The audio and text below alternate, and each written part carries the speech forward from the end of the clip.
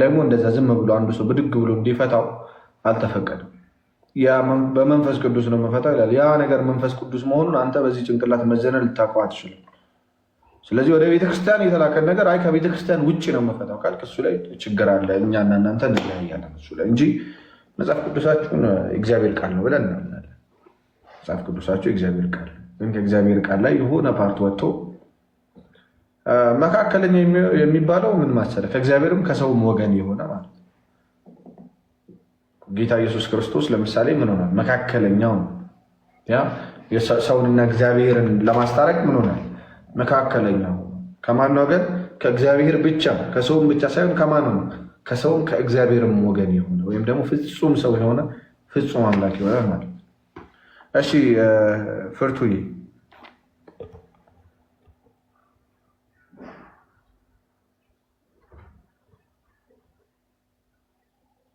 ሄሎ፣ እቺ ልጅ ሙድ እያያዘች ነው እንዴ?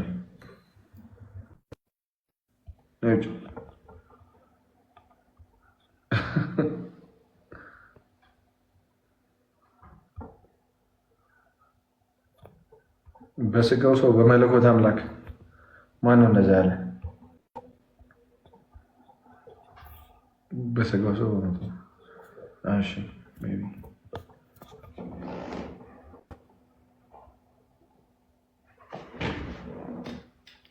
አዲሱ መደበኛ ይኸውላችሁ ትርጓሜ አንቀበልም። እሺ አሁን የእነሱን ትርጓሜ አንቀበልም። በጣም ብዙ ነገር አላቸዋል ሊገቡ የሚችሉ መሀል ላይ ለምሳሌ አንዳንድ ሀሳቦችን ይሄ ቃላቶችን የመቀየር ነገር ያየው መሰለኛል። ለምሳሌ በዮሐንስ ወንጌል ምዕራፍ 20 ቁጥር 23 ላይ እስካሁንም ያለው ምን የሚል ነው? ኃጢአቱን ይቅር ያላችሁለት ሁሉ ይቀርለታል፣ የያዛችሁበት ተይዞበታል የሚለውን እንደምን አድርገው ቀየር ያረጋታል። የሆነ ሰዓት ላይ ያየው መሰለኛ ያምት ኃጢአት ይቅር ካላችሁ ይቅር ትባላላችሁ አይነት ነገር አለ አይደል? እንደዛ አይነት ነገር እንደዛ አይነት ሙድ ተጀምሮ ነበር መሰለኝ ያምት ቼክ አድርጌ እነግራችኋለሁ። እና እንደዚህ ነገሮች ሊፈጠሩ ይችላሉ። እሺ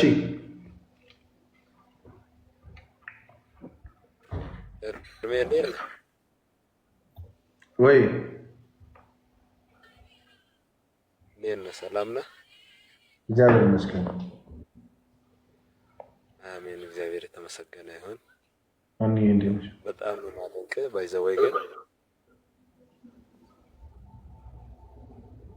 እርጋታ በተሞላ መልክ መልሶችን በዛ ልክ ስትሰጥ ደስ ትለኛለህ። እውነት በጣም ነው ማደንቀ። ግን ከዛ ጋር ተያይዛ ጥያቄንም በዛ ልክ ለመጠየቅ ነበር። እሺ ምንድነው ጥያቄ? ሰሞንኛ እንግዲህ ያው ከእመቤታችን ቅድስት ድንግል ማርያም ጋር ያሉ ጥያቄ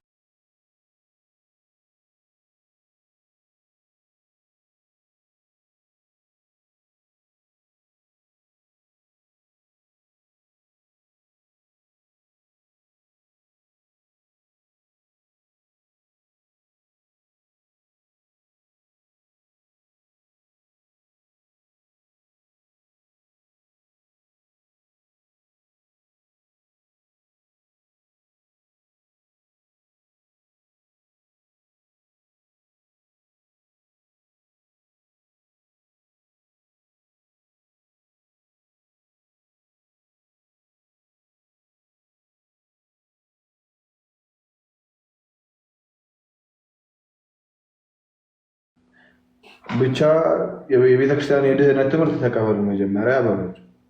አሁን ለፕሮቴስታንት አይደለም ይሄ ወሬ። ይሄ ድንግል ማርያም ቤዛ ነች ቤዛ አይደለችም ከፕሮቴስታንት ጋር የሚወራ አይደለም። ቤዛ ነች ቢሉም አይደሉም እነሱ። ምክንያቱም የድንግል ማርያም ቤዛነት አይደለም ዓለምን የሚያድነው። ድንግል ማርያም ቤዛ መሆኗ በራሱ ብቻው ዓለምን አያድንም። ጌታ ኢየሱስ ክርስቶስን ምን ማድረግ አለብን? መቀበል አለብን። እነሷም ጌታ ኢየሱስ ክርስቶስን አልተቀበሉም። የመጀመሪያውን ዋናውን የድህነት ትምህርት ስተዋል። ቤዛ ሲባል እንደው ቃላቱ የሚያጣላን ከሆነ ምን ማለት መሰለ? ለምሳሌ ጌታ ኢየሱስ ከእመቤታችን ስጋ እንደነሳ ይታወቅ አይደለ? ስጋ ስለነሳ የአብርሃም ልጅ ተባለ አይደል? የዳዊት ልጅ ተባለ። የእኛ ደግሞ ወንድም ተባለ አይደል? እሺ ከወንድሞች በዕብራውያን ምዕራፍ 2 ከቁጥር 17 ላይ ስለዚህ የሕዝብን ኃጢአት ለማስተስረይ ለእግዚአብሔር በሆነው ነገር ሁሉ የሚምርና የታመነ ሊቀ ካህናት እንዲሆን በነገር ሁሉ ወንድሞቹን ሊመስል ተገባው ይላል። እሺ አሁን ምን መሰለህ እቺ ቃላት ነው አሁን ሰዎችን እያጣላች ያለችውና ከድንግል ማርያም ስጋ ሲነሳ የአብርሃም ልጅ ሆኗል ትሏል። አዎ። የዳዊት ልጅ ሆኗል። አዎ። ዓለምን ሁሉ ሰውን ሁሉ መሰለ ወይ? አዎ። ቤዛ ማለት ይሄ ነው አንደኛው ትርጉሙ። እሺ የዓለም ቤዛ የምትባለው የሰውን ልጅ ሁሉ ወክላ ከሷ ስጋ ነስቷል ነው ጌታ ኢየሱስ። ከሷ ስጋ ስለነሳ ያ ጌታ ኢየሱስ ክርስቶስ እንደ ሰው ሆነ፣ ከሰዎች ተቆጠረ፣ የዳዊት ልጅ ሆነ፣ የአብርሃም ልጅ ሆነ። ከዳዊት እንደዚህ ስጋ አልነሳ፣ ዳይሬክት ከኔ ስጋ አልነሳ፣ ግን ልክ እንደኔ ሆኗል አይደል እንዴ? ከሷ ስጋ ነስቶ። ስለዚህ ድንግል ማርያም ማንን ወክላለች? ሁሉንም የሰውን ልጅ ሁሉ ወክላ ምን አድርጋለች?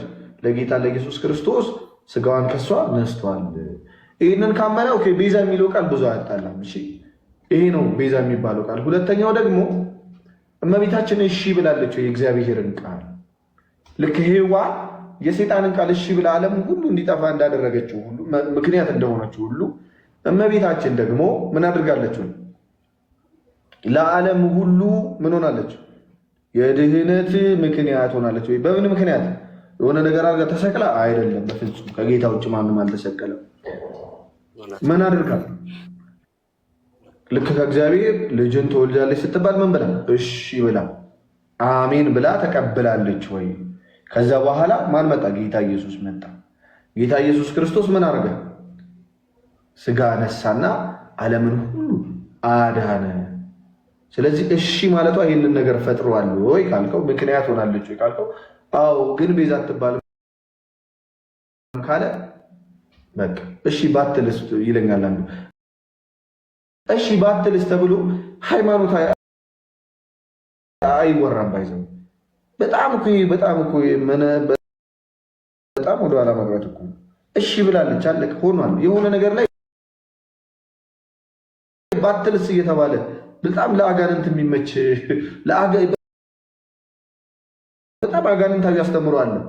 ሰው ሳይጠመቅ መንገድ ላይ ሄደ አምኖ ቢሞትስ? እመቤታችን እሺ ባትልስ? እንትና እንደዚህ ባታረግስ? እንደዛ ብሎ ክርስትና የለም። ሆኗል። ኦልሬዲ እሺ ብላለች። እሺ ላትል አትችልም።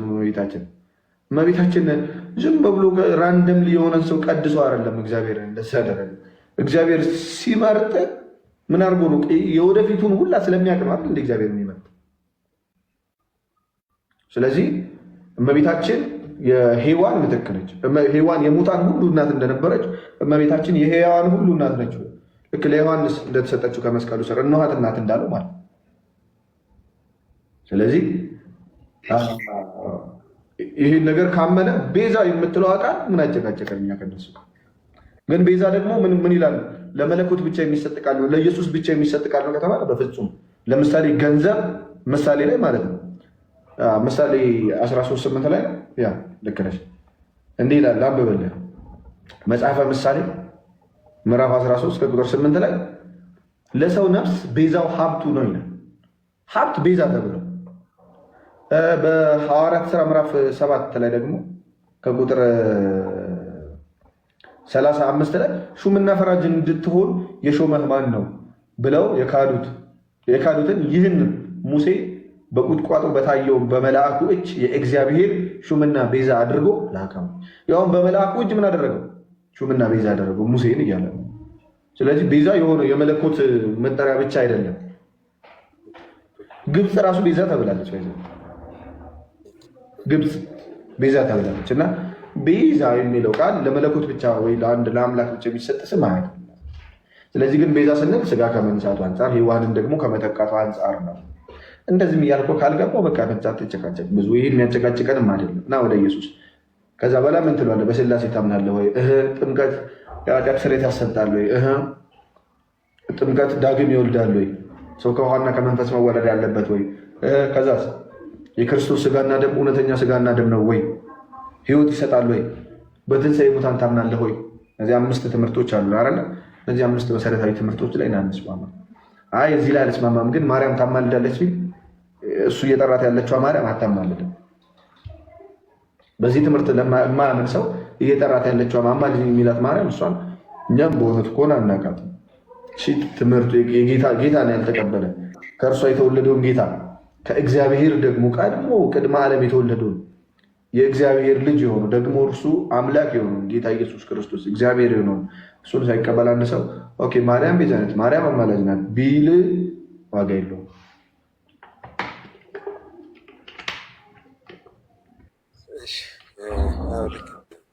በዛ ልክ ነው። እነሱ በእርግጥ የሚያምኑት ያው ኢየሱስን ሲጀመርም ይሁዳ ያንተ ደረሰኛ ልክ ማለት ነው።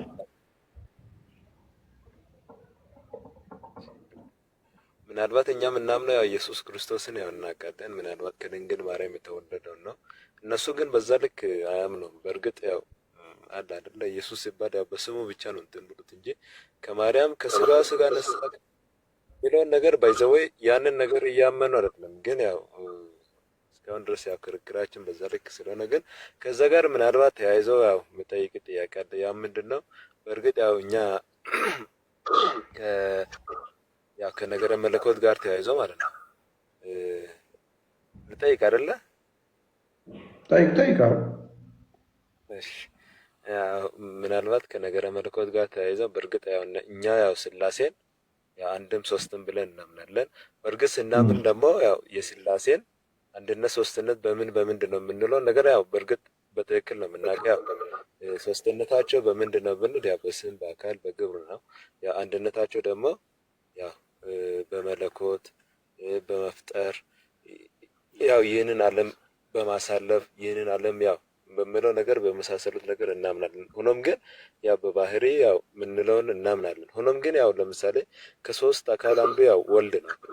ወልድ ደግሞ የእኛን የሰውን ስጋ ለብሶ ወደዚህ ምድር መጥቷል። በእርግጥ የሰውን ስጋ ስለለበሰ ደግሞ ምንድነው ምናልባት የሰው ስጋ ያው ምንም እኛ የምናውቀው ነው ደካማ ነው። ደግሞ በእርግጥ ደካማ ሲባል ያው ይሞታል፣ ደግሞ ይራባል፣ ያንቀላፋል ምናምን ያው ብዙ የሰው ባህሪ ያው ያንን ተላብሷል። በእርግጥ ያንን ስለተላበሰ ደግሞ ምናልባት አሁን ለምሳሌ የእግዚአብሔር አሁን ለምሳሌ አብ አለ፣ መንፈስ ቅዱስ አለ። ያው እነሱ ላይ መለኮታዊ ናቸው። እነሱ ደግሞ ያንን ደግሞ አልተላበሱም፣ የሰውን ስጋ አልለበሱም። ግን ከዛ ጋር ተያይዘው ለምሳሌ ወልድ ከሶስቱ አካል ወልድ ደግሞ የእኛን ስጋ ለብሶ የእኛን ባህሪ ደግሞ ከኛ ጋር ሆኗል። ያንን ሲባል ደግሞ አሁን ለምሳሌ ተርቧል። አሁን ለምሳሌ በስጋዊ እንትኑ ማለት ነው ተርቧል፣ ደክሟል፣ ተኝቷል የሚባለው ነገር አለ አይደለ? ከዛ ጋር ተያይዘው አሁን ለምሳሌ እኛ ስላሴን በባህሪ አንድ እንላለን አይደለ? አንድ እንላለን። ግን ያንን ስንል ደግሞ ወደዚህ ስንመጣ ደግሞ ምንድነው የምንለው? እግዚአብሔር አሁን ለምሳሌ ወልድ የሰውን ስጋ ስለለበሰ አሁን ለምሳሌ የሰውን ስጋ ለብሷል፣ ደክሟል፣ ተርቧል፣ ምን ብሏል? ያው የስጋን ባህሪ እናውቃለን። ያንን ስለተላበሰ ደግሞ አሁን ለምሳሌ አሁን ከእግዚአብሔር አብ ከእግዚአብሔር መንፈስ ቅዱስ ጋር አንድ ነው ማለት እንችላለን ወይ? ባህሪ ከዛ ጋር ተያይዞ ያለው ነገር ያው ትንሽ አብራርተህ ብትመልስልኝ። እሺ ወልድ የአንዱ አምላክ አንድ አካል። እሺ ወልድ ማለት ልጅ ማለት ነው። ልጅ ማለት ደግሞ እግዚአብሔር ወልድ ስንል እግዚአብሔር ልጅ ነው ማለታቸው። አሁን ፖይንት አድርጎ አንደኛ እግዚአብሔር አባት ነው፣ እግዚአብሔር ልጅ ነው፣ እግዚአብሔር ደግሞ ቅዱስ መንፈስ ነው እኛ ክርስቲያኖች እንጂ ሶስት የሆኑ እግዚአብሔሮች አይደሉም። የሆነ ህብረት ፈጥረው ተስማምተው የሆነ በአስተዳደር አንድ ስንል በአስተዳደር በስልጣን በመፍጠር አንድ ስንል ሶስት እግዚአብሔሮች እስኪ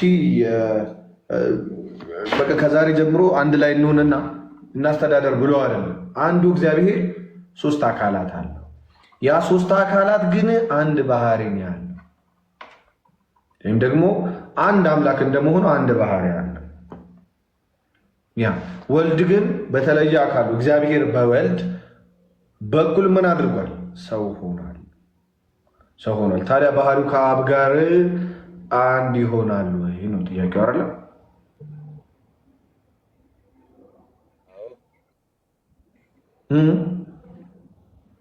ልክ ነው። ባህሪ ስትል ግን ከምን አንጻር ነው? ለምሳሌ ባህሪ ሲባል ያው አለ አይደለ? አሁን ባህሪ ያው የመለኮት ባህሪ ያው ይታወቃል። ማይደክም ነው፣ ማይራብ ነው፣ ማይጠማ ነው። ያው ዘላለማዊ ነው አይደለ? የሰው ሲባል ደግሞ አሁን ለምሳሌ እኛ ሰው ይራባል። የሰው ዘላለማዊ ነው ኦብቪየስሊ። እሺ የሰውም ዘላለማዊ ነው። ሰው አይደለም፣ ጌታ ኢየሱስ አይደለም። ጌታ ኢየሱስ ክርስቶስ ምን ካደረገው በኋላ ልክ ያንን መለኮቱ ለምሳሌ ዕብራውያን በራእይ 13 ከቁጥር 7 ላይ ምን ይላል መሰለህ? 13:7 መሰለኝ ቼክ ላድርገው። ኦኬ 3:13 ራእይ 17 ስንት ላይ ነው? ሶሪ ጋይስ ምን ይላል መሰለህ? 7 ሜጃ 13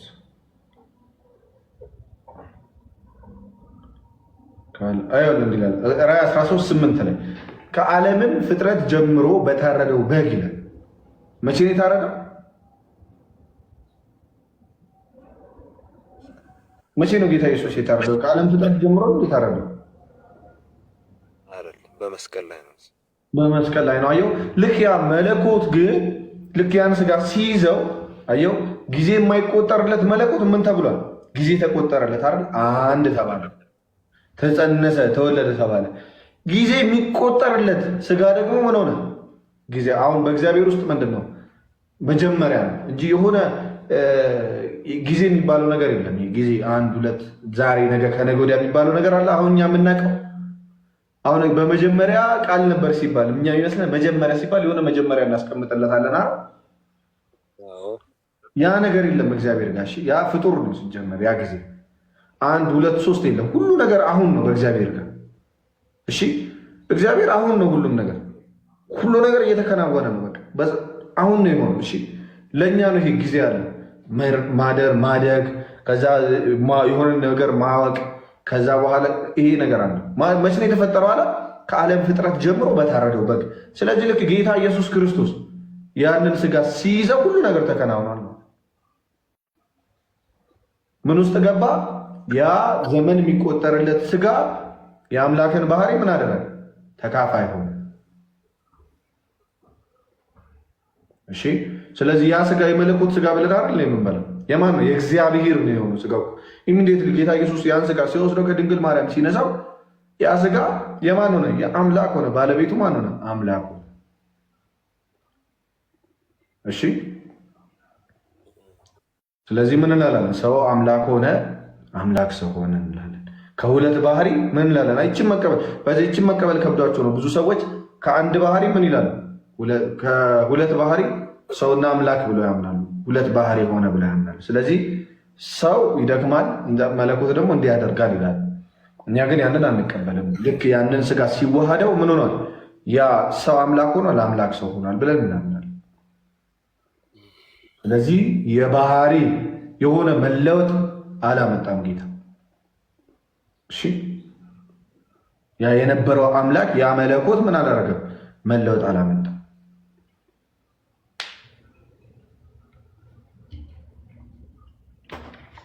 ግልጽ ነው። አዎ እንትኑ እንትን ስታስረዳ ግልጽ ነው። ግን አሁን እንትኑ ምንድነው እንደ ጥያቄ ያቀረበው ወይም ያቀረብነው አሁን ከሁለት ባህሪ አንድ ባህሪ ወልድ ኢየሱስ ክርስቶስ በሚስጥረ ተዋህዶ እናምናለን። ከሁለት ባህሪ አንድ ባህሪ፣ ከሁለት አካል አንድ አካል ነው። እሱ ግልጽ ሆኖ ሳለ ግን ለመጠየቅ የታሰበው ምንድን ነው? አሁን ነገረ መለኮት ላይ እግዚአብሔር አምላክ መለኮቱ አንድ ነው። ከዛ ደግሞ ሚስጥረ ስላሴ ትምህርት ላይ አለ። አሁን ለምሳሌ በስም ሶስት ናቸው፣ በመለኮት አንድ፣ በአገዛዝ፣ በስልጣን፣ በምናምን ያው እሱ አለ። ባህሪ መሰረት ሰው ስለመሆኑ ነው ወይም ደግሞ የሰውን ባህሪ ስለማድረጉ ነው ወይም ደግሞ ለምሳሌ ስለመድከሙ፣ ስለመብላቱ፣ ስለመጠጣቱ ነው። እንደዛ ከሆነ እግዚአብሔር በተለየ አካል ነው። አብ እንደዛ አልሆነ፣ መንፈስ ቅዱስ እንደዛ ነው፣ ተለይቷል። እሱ ጌታ ኢየሱስ ክርስቶስ እግዚአብሔር በተለየ አካሉ ወይም ደግሞ በተለየ አካሉ ሲል በሶስት አካል እናምናለን አይደል? አዎ ያ በተለየ አካሉ ሰው ሆኗል ብለን እናምናለን። ለምሳሌ እዚህ ጋር እጅ አለኝ አይደል? ልክ በእጅ የሆነ ነገር አደርጋለሁ አይደል? አዎ። ስለዚህ በዚህ እጅ የሆነ ነገር ታደርግ፣ በዚህ እጅ የሆነ ነገር አደርጋለሁ እንዴ?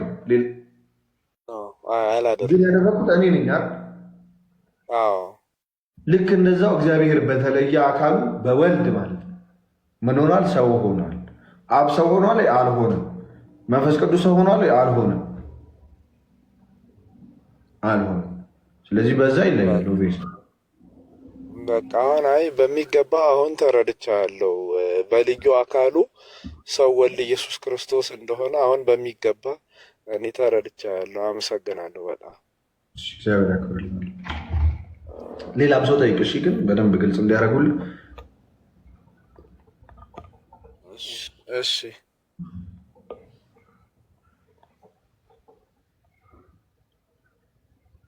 በኢየሱስ አንተ ትልቅ ሰው እንደዚህ ይሳደባል?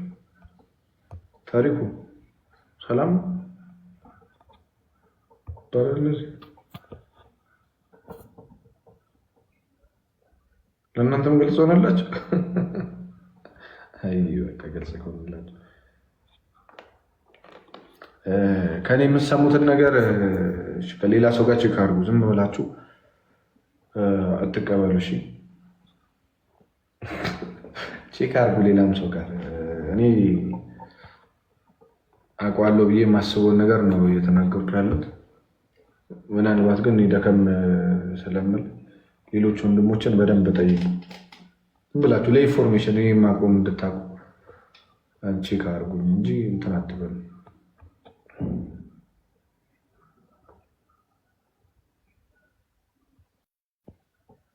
ካሱ አንተ ግራ የተጋባ ነህ ሲጀመር። ምን ግራ ተጋባ? ኧረ እባክህ በስመ አብ አለ እንዴ! ተዋረድኩ፣ በቃ ተዋረድኩ በእናትህ።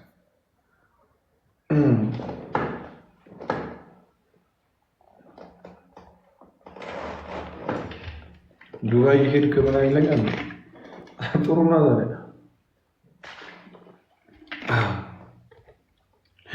ወይኔ ጉዴ ታሪኩ በእናትህ አቤት ውርደት።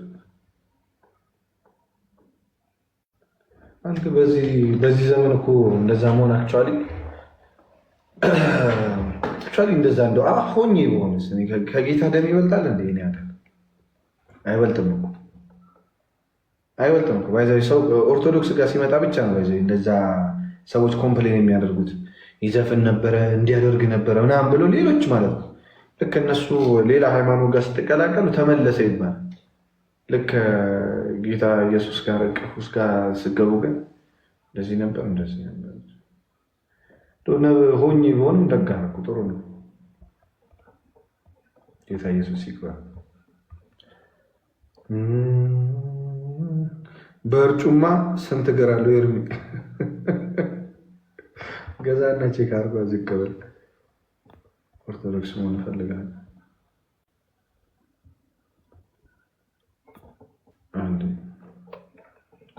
አረ መምህር ያበረ ነው። መምህራችን አላ በሚለው መምህራችን ቲቸራችን ብሎ ነገር ሰላም ነው።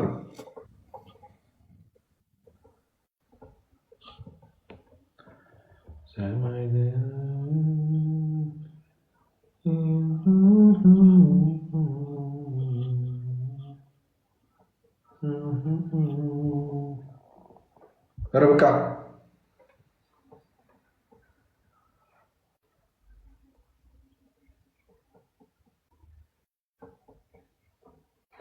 ርብቃ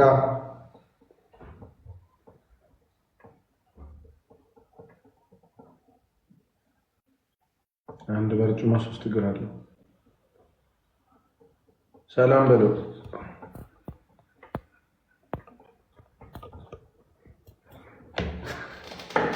ሰላም በለው። ሄድና ከታች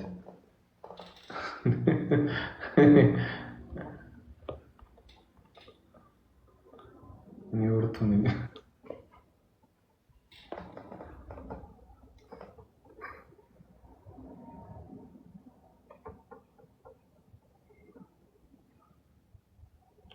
እሺ ሰላም እንዴት ነሽ? እግዚአብሔር ይመስገን። ሰላም ሁሉ ሰላም ሁሉ ሰላም ለን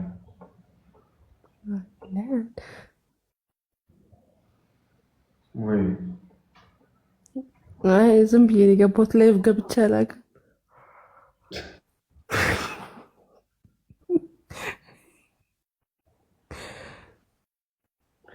ኦ ሶሪ ብራዘር በእናትሽ። እሺ ይቅርታ አባት። እኔ እኮ ሙድ እያስክ መስሎኝ ነው። እሺ ይቅርታ። በቃ አንቺን አይደለም እዚህ ከታች ኮመንት ላይ ነው። በቃ እሺ ገባሽ የምትይው ነገር ካለ በይና ተቀይሻ ያረጋል። ፎሎ አድርጓት በልልኝ። ፎሎ አድርጓት ይረድ ምን አይነት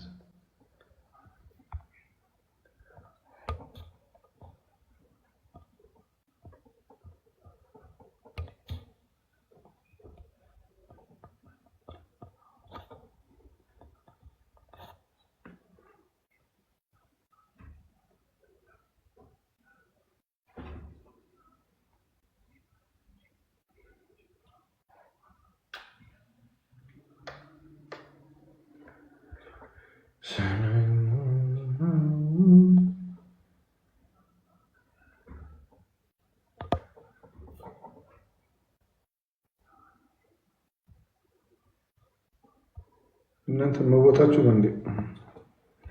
እሺ ነገር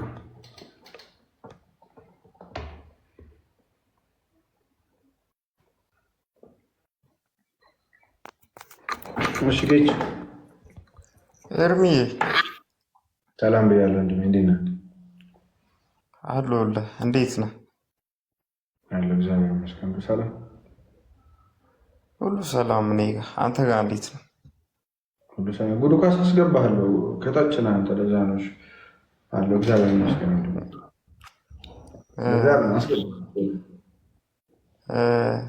በጣም ነው ማደንቅህ ብራዘር።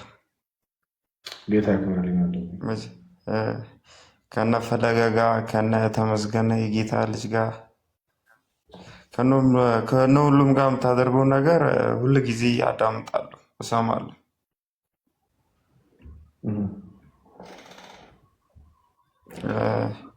ግን የራሴ ድክመት አለኝ አንዳንዴ። እኔ በማርያምን የምሬ ነው የምነግርህ። አንዳንዴ የራሴ የሆነ ሰዋዊ የሆነ ድክመቶች አሉ። እንዴት ብዬ ልመልሰው ብዬ ለራሴ ሁላ ጠይቀዋለሁ። ኤርሚ ሲሪየስ ነው ማወራ። ከነ ፈለገ ጋር የምታደርጋቸው ከዲቤቶች ከነ ፓስተር ሶፊ ነው ምናምን የሚባለው ጋር ከነሱ ጋር የምታደርገው ነገሮች ምናምን በጣም ይመቹኛል። ኤቭሪዳይ አም ጋር ኦንላይን ላይ ነኝ ሁሌ።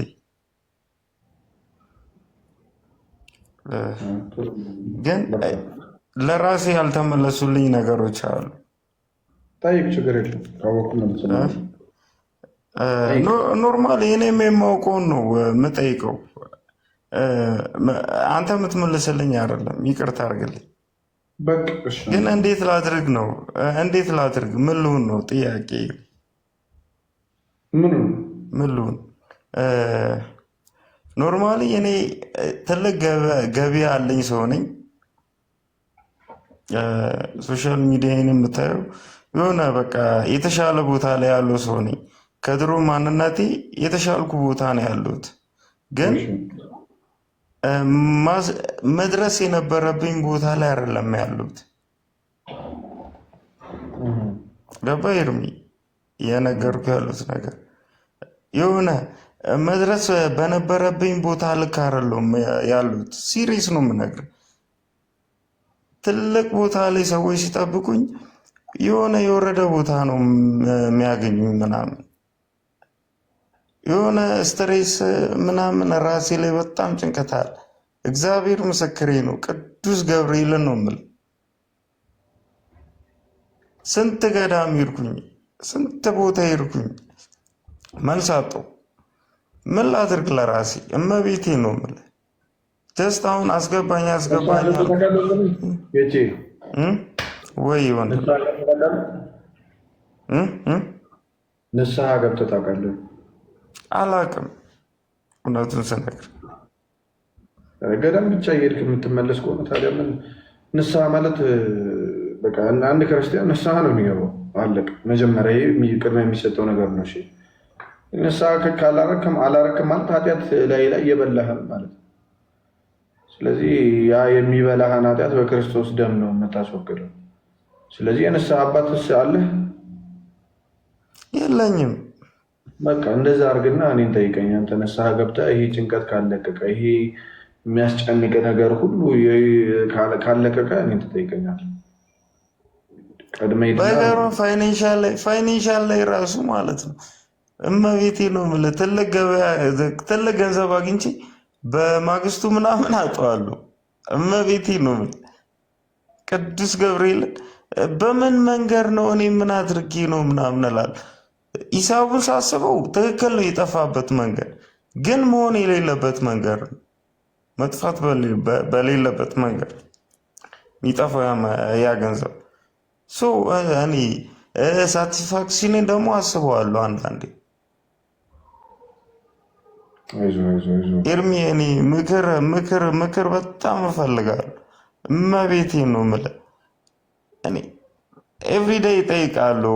ባይዘው እግዚአብሔርን አስገባኝ እላለሁ። ግን ኖርማሊ ከነ ፈለገ ጋር ከነ ተመስገን ጋር ከነ ሶፊ ጋር ስለሆንክ ኖርማሊ እንትን አለለም በሚለው ነው እንጂ እመቤቴ ነው የምልህ ኤቭሪዴይ ነው የምከታተል። እኔ በወጣትነት ያጠፋሁትን ኃጢአት ይቅር በለኝ ፈጣሪ፣ እግዚአብሔርን ሁሌ ነው የምጠይቀው። ሁሌ ግን ምንድን ነው ያጠፋሁት ኃጢአት? እኔ ራሱ እኮ ሁላችንም እኮ አንተ ብቻ እኮ አይደለም። እሺ አሁን አንተ የምታወራውን ነገር እያንዳንዱ የሚስቅ ሰው አስገብተህ ብትጠይቀው እያለቀሰ የሚነግርህ ነገር አለው። እሺ እኔ አሁን ከብዙዎቹ ጋር ባልገናኝም እኔ ከማውቃቸው ሰዎች መካከል እኔን ጨምሮ ማለት ነው ሌሎችም እንደዚህ እያስገባ ብጠይቃቸው እያለ እያለቀሰ ኤርሚ አንተ በጣም ማርያምን የውቀስ ሆነ እናቴ ትሙት እመቤቴ ነው ቅዱስ ገብርኤል ምስክሬ ነው። እኔ ግን መድረስ ባለብኝ ቦታ ላይ አልደረስኩም። የኔ ሳቲስፋክሽን የቱ ጋር ነው? ማን አንዳንዴ ይከፋኛል። በቤት ክርስቲያን መንግስተ ሰማያት ስለሆነ ነገርኩህ። የንስሐ አባት ፈልገህ ንስሐ ግባ። አንተ ልብህ የማይረጋጋ ከሆነ እኔን ጠይቀኝ አልኩህ። እኔ 100% እተማመናለሁ በቤተክርስቲያን። እሺ ንስሐ አባት ፈልግ፣ ንስሐ አባትን አናግር፣ ንስሐ ግባ፣ ቅኖና ተቀበል፣ ስጋውን ተቀበል፣ ኑር አርፈ። ከዛ በኋላ ሰላም ታገኛለህ። ይሄ ምድር ሰላም ብላ የምትሰጠን ነገር ሰላም አይደለም። እሱ ምድር ሀብት ብላ የምትሰጠን ነገር ተያይዞ ሰላም የሚነሳ ነገር አብሮ ያለው ነገር ነው። ማንም ሰው እፎ የሚል የለም። ብር ገንዘብም አገኘ አላገኘም ድሃም ሆነ አንዳንዴ ብሌን ትሙት እኔ አንዳንዴ የሆነ አሪፍ ነገር ላይ ሆኜ እየሳቁ መንገድ ላይ በሚሯሯጡ እኛ ምግብ እንኳን ለሆኑ ሰዎች ለመስጠት ስንሄድ ምግብ እየሮጡ መጥቶ ከሚለምኑ ሰዎች በጣም አንዳንዴ እኔ መኪና ውስጥ ቁጭ ብዬ እቀናለሁ በእነሱ። እግዚአብሔር ያንን ሳቅ እኔ ከስንት ጊዜ በፊት ሊሆን ይችላል የሳቁት። ገብቶሃል አይደለ? እግዚአብሔር ደስታን በልብ ውስጥ የሚፈጥረው ነገር ነው እንጂ ከውጭ የምታገኘው ነገር አለ። ከሆነ ቦታ የምታገኘው ከገንዘብ ጋር አብሮ የሚመጣ ከሀብት ጋር ከሰዎች ጋር ከሆነ ነገር ጋር አብሮ የሚመጣ አይደለም። ደስታ ልብ ውስጥ የሚፈጠር ነገር ነው። እሺ ጌታ ኢየሱስም ሲናገር ሰላሜን እተውላችኋለሁ፣ ሰላሜን እሰጣችኋለሁ፣ እኔ የምሰጣችሁ ዓለም እንደሚሰጣችሁ አይደለም። ስለዚህ የጌታ ኢየሱስ ክርስቶስ ሰላም ደግሞ ያለው በእሱ በአካሉ ነው፣ በስጋው ነው፣ በደሙ ነው። ስለዚህ ሰላም ማግኘት ከፈለክ ንስሐ ግባ። ከዛ በኋላ ስጋና ደሙን ተቀበል። ሰላም ካላገኘህ ከዛ በኋላ መጣ አናግረኛል። አሁን ላናገርከኝ ነገር ቤተክርስቲያን ሄደህ የንስሐ አባት ያዝና ንስሐ ግባ። ነገውን አለቀ። እሺ ማርያም ኤርሚ የዛኔ ግን አንተን ነው አቅፌ ሰላም ብለህ መድኃኒዓለም እኔ አገኛለሁ። በአካልም ፎሎ አድርጌያለሁ። እመቤቴን ወዳለሁ እንደሚ እግዚአብሔር በዚህ መንገድ ያጽናል። አሜን አሜን ወንድሜ። እሺ አባቴ፣ እሺ በጣም ነው የማመሰግነው። አሜን። እሺ እሺ ጉዱ ካሳ ይቅርታ አስቆየው መሰለኝ አይደል? ችግር የለውም ኤርሚ። ሰላም አመሸህ? አለሁ እግዚአብሔር ይመስገን ሰላም ነው። አለሁ። ይቅርታ ስለጨቀጨኩ ልክ ነህ፣ አስቆይቻለሁ። አጋጣሚውን ስላገኘው ብዬ ነው። ኦኬ ኤርሚ፣ የኔ ጥያቄ መሰለህ፣ መጀመሪያ በጣም ነው የማደንቅህ ምንድነው በገባህ ልክ ያለህን እውነት ለአማኞች ወይም አማኝ አይደለም ተብሎ ለሚታሰቡ ሰዎች ለማስረዳት የምትሄድበትን ርቀትና ትዕግስትህን፣ አንዳንድ ነገሮች ከትዕግስት በላይ ሆኖም በትዕግስት የምታልፍበትን ነገር አደንቃለሁ እንደ ሰውኛ። ይሄን ብዬ እኔ ላለፉት 10-15 ዓመት ሃይማኖታዊ ሁኔታዎች ላይ ጥያቄ ኑሮኝ በጣም የላላ የሃይማኖት አመለካከት ያለኝ ልጅ ነኝ። ባጭሩ የእኔ ጥያቄ ኢየሱስ ያድናል፣ ማርያም ታማልዳለች፣ አላህ አለ ምናምን ሳይሆን የፈጣሪን ኤግዚስተንሲ የምጠራጠር አይነት ሰው ነኝ። ገብቶሃል? እና ሰላም አይሰጠኝም። ግን ምንድነው ኦሪጂንህ ምንድነው ብትለኝ ኦርቶዶክስ ነው ኦሪጂኔ። አሁንም ኦርቶዶክስ ነኝ ብዬ ነው የማምነው። ግን ይሄ በጣም ልል የሆነ ያልተገራ አይነት አመለካከት ነው ያለኝ። እና ምን ሰላም ይሰጣል ብትለኝ ልጁኜ ይሄ ሰንበት ትምህርት ቤት የሚሄደው ይሄ ጹመን የምናከፍለው ምናምን ነገር እሱን ነገር ሳስታውስ የልጅነት ትዝታዬን እወደዋለሁ። ግን የሆነ ሰዓት ላይ 3 ጓደኛሞች ሁነን ምን ብለን ማሰብ ጀመር።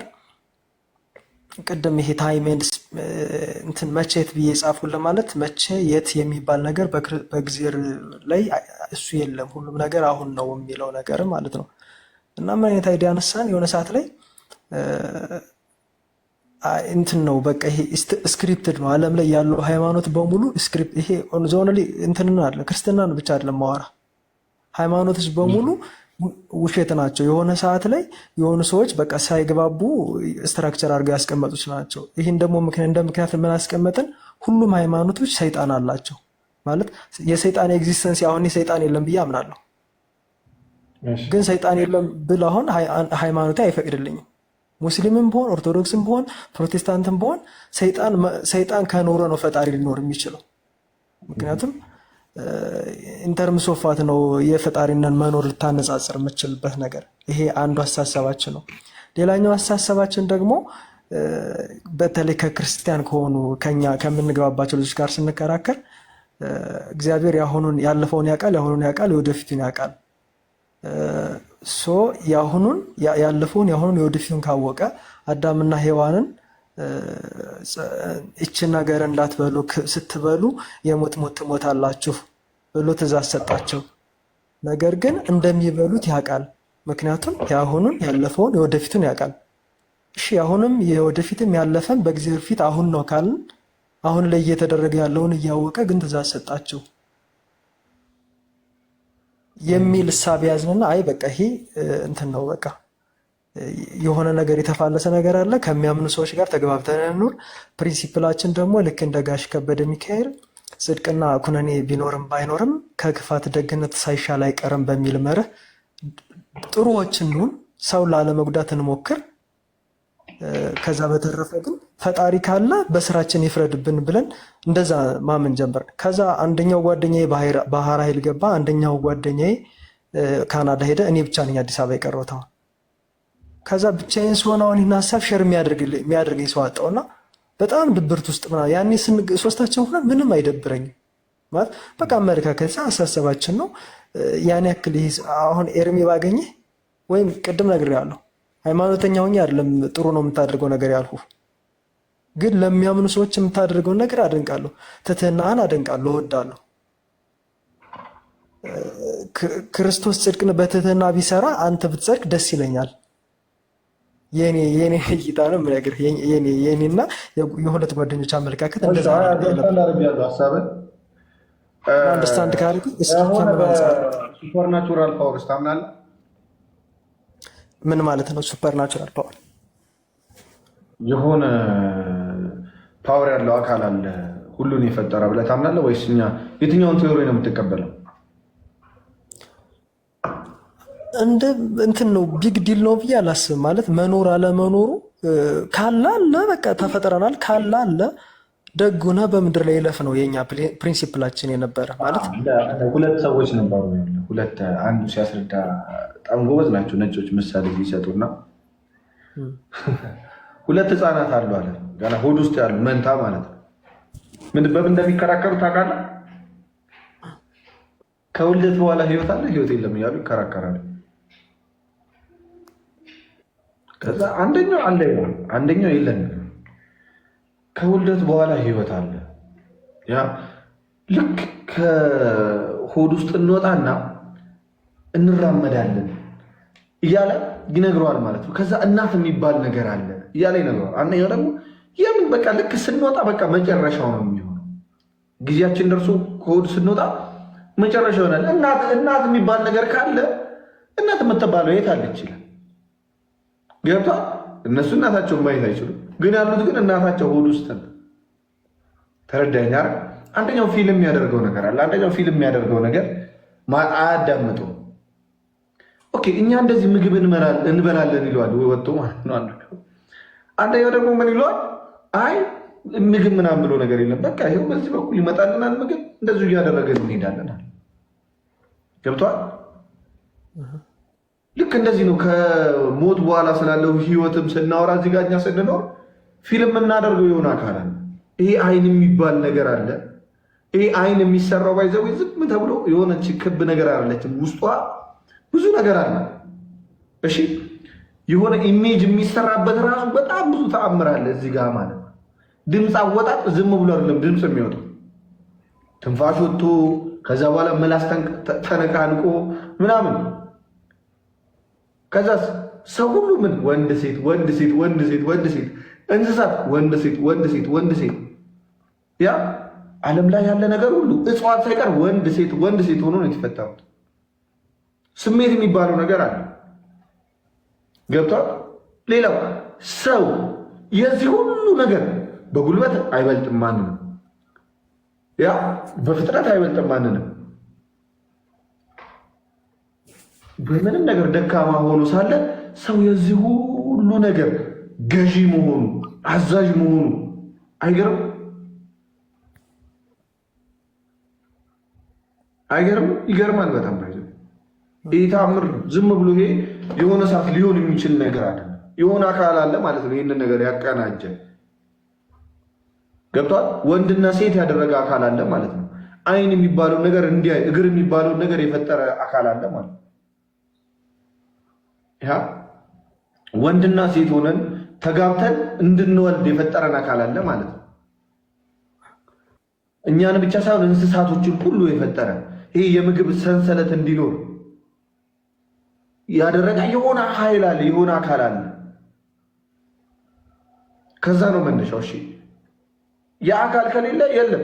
ቲዮሪ የምትላቸው ነገሮች ሁሉ መጀመሪያ የላቸውም። አይዘው የሆነች ነገር ነበረች፣ ዴንሲቲዋ በጣም ከፍተኛ የሆነ እሷ እንደዚህ ፍንድት አለችና ከዛ በኋላ ህይወት የሚባል ነገር መጣ ምናምን ብሎ ምሳሌ ይሰጣሏቸዋል። ምሳሌ ይሰጣል እና ልክ እንደዛው ብዙ ነገር ይባላል።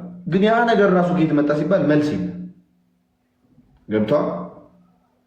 ስለዚህ የሆነ ሱፐር ናቹራል የሆነ ኃይል አለ እኛን የሚቆጣጠር፣ እኛን የፈጠረ፣ ወንድና ሴት ያደረገን እንድንበላል፣ መብላት፣ መጠጣት፣ ከዛ መጸዳዳት። ይሄ ራሱ እኮ ተአምር እኮ ነው። ብራዝ ምን ማለት ነው? ዝም ብሎ የሆነ ሰው እንደዛ ሊያደርግ አይችልም በራሱ። ስለዚህ የመጀመሪያው የሰው ልጅ ሊያስበውና ሊረዳው የሚገባው ነገር ሱፐር ናቹራል ፓወር አለ። ከሰዎች ሁሉ የበላይ የሆነ ሁሉን ነገር ያቀናጅ የፈጠረ የሆነ አካል አለ። ከዛስ አንተ ከመወለድ በፊት የት ነበርክ? ጉዱ ካሳ አይዶን ነው ተቀማየ ውስን ነው ማለት ነው ያንተ አይምሮ። እሺ የኔና ያንተ አይምሮ ከዛ ከሱፐር ናቹራል ፓወር አንፃር የኛ ትንሽዬ ነች ጭንቅላታችን ማለት ነው። ስለዚህ ምን እንጠብቃለን ማለት ነው? ያ ሱፐር ናቹራል ፓወር የፈጠረን አካል አለ እና የአካል እንዴት ነው እንድንኖር የፈለገው? እኛ ጌታ አለን፣ እኛ አምላክ አለን። ገብተዋል። ምክንያቱም ያንን ጌታ ያንን የፈጠረንን ጌታ መገዛት አለብን። ካልተገዛ ምን ያደርገናል? ያጠፋናል። ይህን ማወቅ አለብን። ስለዚህ ያንን አካል ምን ማድረግ አለብን? ማወቅ አለብን ከሚለው እንጀምራለን። ያንን አካል ደግሞ አንደኛ ቆሮንቶስ ምን ይላል መሰለ? የኛ አይምሮ በጣም ትንሽ ከመሆኑ የተነሳ ልንረዳው እንደማንችል ሲናገር ምን ይላል? በአንደኛ ቆሮንቶስ ምዕራፍ 1 ከቁጥር 20 ጀምሮ ሰው ጥበበኛ ነኝ ብሎ ስለሚያስብ ነው ባይዘው እንደዚህ የሚሆነው። እቺ አይምሮ በጣም ባለጌ ነች። አይምሮ ለምሳሌ ይሄ አይምሮ ሲጎዳ ታውቃለህ፣ እግር እጅ መንቀሳቀስ ያቆማል። ሁሉ ነገር ከዚህ መነጭና አይምሮ ሁሉም ነገር የሚቆጣጠር ይመስለዋል። ፈሪ ቦቆባቃ የሚያደርገው አይምሮ ነው ባይዘው። እንዲህ ሊፈጠር ነው የሚለው ለምንድን ነው? ራሱን ለመከላከል ራሱን ሊከላከል ማለት ነው አይምሮ። እና ራሱ እንደ ፈጣሪ ነው የሚያስበው ይህ ስጋችን ማለት ነው። እና ሁሉም ነገር ስለሚያዝዝ ምን ይመስለዋል? ለሁሉ ነገር መፍትሄ ለመስጠት ይሞክራል። በአይምሮ ለሁሉ ነገር መፍትሄ፣ ለጭንቀት እንኳን መፍትሄ መስጠት አችልም። የሆነች መስመር አለች። ከዛ መስመር ስታልፍ ራስ ወደ ማጥፋት እንደዚህ እግዚአብሔር የለም ምናምን ብሎ የሚያስቡ ሰዎች እንደዛ ነው የሚሄዱት። አንድ ልጅ አለ ብራዘር ጓደኛ ራሱን ያጠፋ እና አይምሮች አይምሮ ከሆነች ስቴፕ አታልፍ። እግዚአብሔር የሚባለው ነገር ካልደገፋት ካላገዛት ማለት እንዲህ ይላል። ጥበበኛ የት አለ? ጸሐፊስ የት አለ? የዚህ ዓለም መርማሪስ የት አለ? እግዚአብሔር የዚህን ዓለም ጥበብ ሞኝነት እንዲሆን አላደረገምን? በእግዚአብሔር ጥበብ ምክንያት ዓለም እግዚአብሔርን በጥበቧ ስላላወቀች በስብከት ሞኝነት የሚያምኑትን ሊያድን የእግዚአብሔር በጎ ፈቃድ ሆኗልና። መቼም አይሁድ ምልክትን ይለምናሉ፣ የግሪክ ሰዎችም ጥበብን ይሻሉ። እኛ ግን የተሰቀለውን ክርስቶስን እንሰብካለን፣ ይህም ለአይሁድ ማሰናከያ ለአሕዛብን ሞኝነት ነው።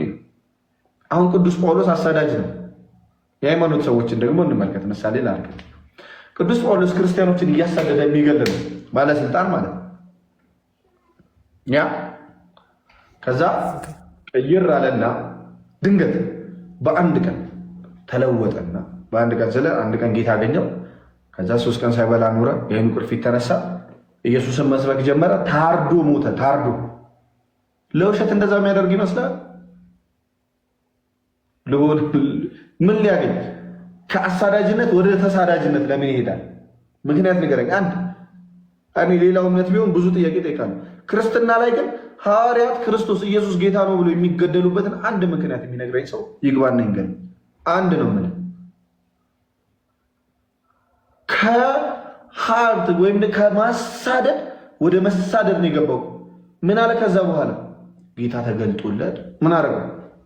ለምን ታሳደደኛለህ ብሎ ድምፅ ሰማዋል።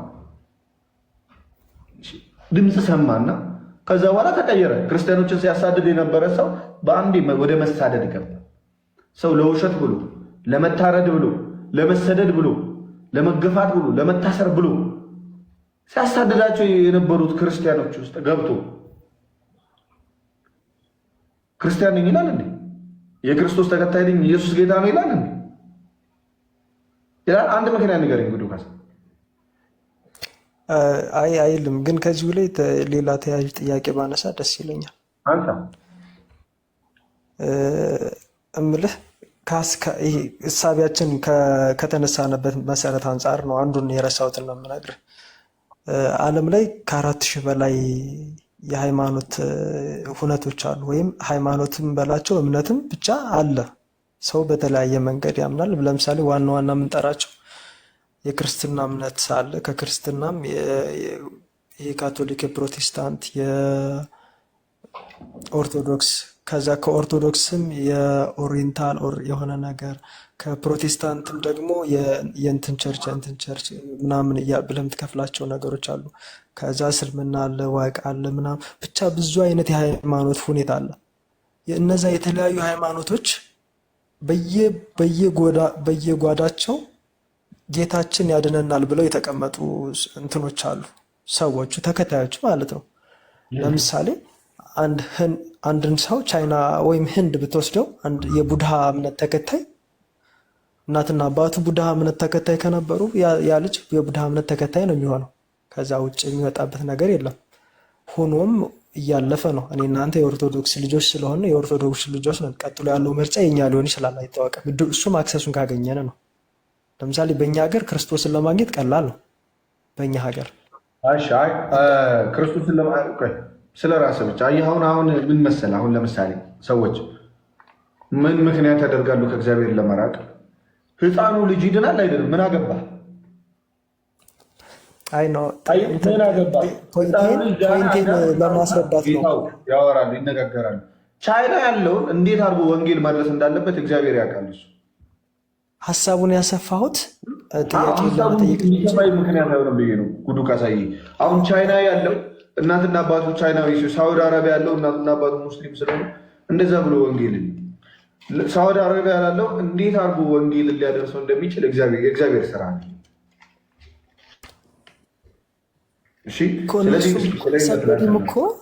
ሰንበዲም እኮ ለምሳሌ አሁን አንተ ልክ ነህ እረዳሃለሁ ብለህ ኢንተርምስ ኦፍ ከኦርቶዶክስ አንግል ከሆነ የምትነግረኝ ልክ ነህ እኮ እረዳሃለሁ። ከክርስትና አንግል ከክርስቶስ ተከታይነት አንግል ከሆነ እኮ ልክ ነህ፣ የምትናገረው ነገር እረዳለሁ፣ እቀበላለሁ። አንድ ክርስቶስ ለአንድ ሰው ወንጌል ለመስበክ ቻይና ያለን ሰው በምን ታምር ሊያደርሰው እንደሚችለው እሱ ያውቃል። ኦፍኮርስ ልክ ነህ ሚኪ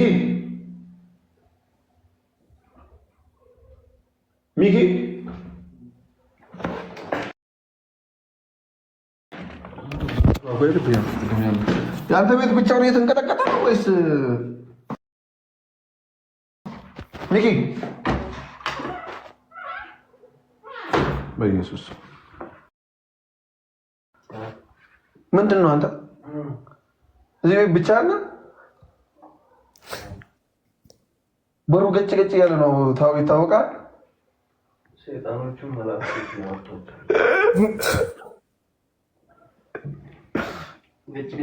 እንዴ ከቅድም ጀምሮ ብቻውን ቤቱ እየተንቀጠቀጠ ነው እንዴ ያልኩ ነው። መጣ እንዴ ትናንትና ነው ይዛልክ ስታይስ ልክ ተገናኝ እንዴ። እሺ ብሮ ይቀጥል እስኪ። ኦኬ እና ከአንተ ማስረዳት አንጻር ምንም ተቃውሞ የለኝም በነገራችን ላይ። ሁለተኛ እኔ ባስተምሮትህ በምናምን ጥያቄ የለብኝም።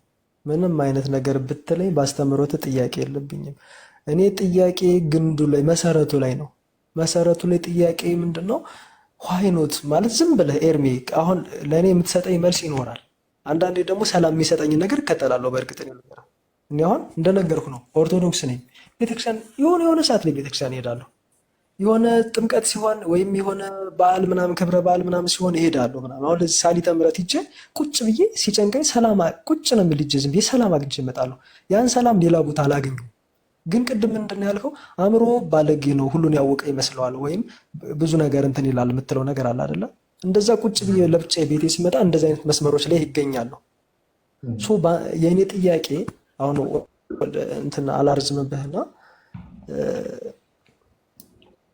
አልገባኝም። ለረጅም ጊዜ እንደዚህ ነገር እየተፈላሰፉ ግን አንዳንዴ እንደዚህ በዛ እሳቤ ውስጥ ቆይቼ ኧረ ምን አገባኝ እኔ እግዚአብሔር ኖረ አልኖረ ይኑር ችግር የለውም። በቃ እናት አባቶችም ኖረ ብለው በጣም ወዳቸዋለሁ፣ አከብራቸዋለሁ። እናት አባቶቼ እነሱ ተቀብለውት ኖረ ብለው አልፈዋል። እኔም አለ ብዬ ባልፍ ይሻለኛል ብዬ የሆነ ሰዓት ላይ በቃ ኖርማል ነኝ፣ የሆነ ሰዓት ላይ ደግሞ አንኖርማል ሆናለሁ። ሆነና በቃ እግዚአብሔር የለም የሚለው ሀሳብ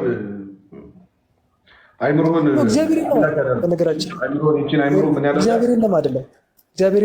እግዚአብሔር የለም ሳይሆን ይሄ ሰንበዲ የሆነ አይዲዮሎጂ አስቀምጦ ነው የሚል አእምሮ የሆነ ሰዓት ላይ እግዚአብሔር የለም አይደለም እኮ እግዚአብሔርም አላህም ኦር ሰምቲንግ የሚባል ነገር የለም። በቃ ካለ ደግሞ ደግ ሁነህ ከኖርክ ምንም አይፈጠርብህም እላለሁ። ከዚያ የሆነ ሰዓት ላይ ደግሞ መለስ እግዚአብሔር ካለ ደግሞ ፈጥሮሃል። ከፈጠረህ ደግሞ እንዴት ሆነ መኖር እንዳለብህ እንደሚፈልግ መልእክት ልኮልሃል። አሁን እንዴት እንደላከልህ ላሳይ። ለምሳሌ እኛ ክርስቲያኖች የመጀመሪያው መሰረታችን የክርስቶስ ትንሣኤ ነው። ክርስቶስ ኢየሱስ ተነስቶ የቅዱስ ጳውሎስም ሲናገር ክርስቶስ ኢየሱስ ካልተነሳ ስብከታችን ምን ይላል? ከንቱ ነው። ስብከታችን ምንድነው? ከንቱ ነው። ጌታ ኢየሱስ ክርስቶስ እንደተናገረው ተነስቷል።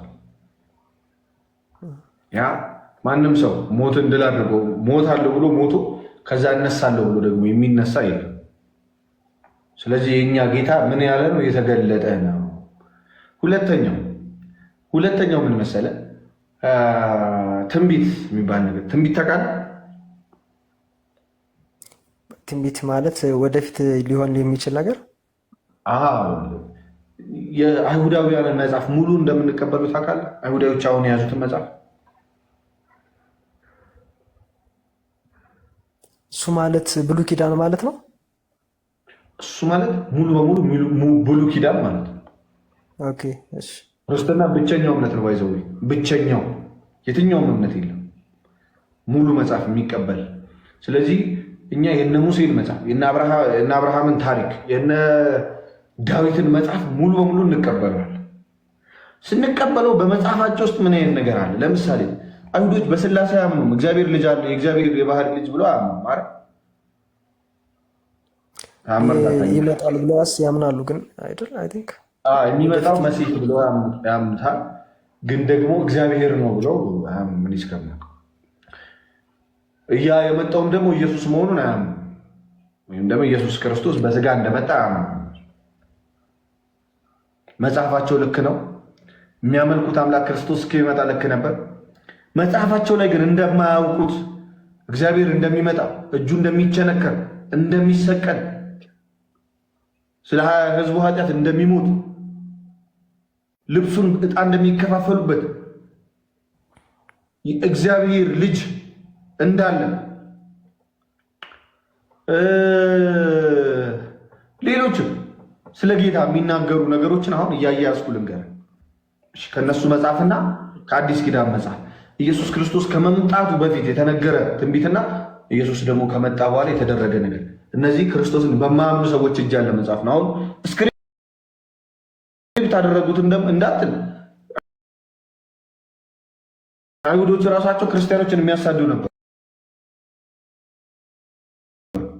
ስክሪፕት ሊያደርጉ አይችልም የክርስቶስን ጌትነት። እሺ ክርስቶስን ግን አያምኑም።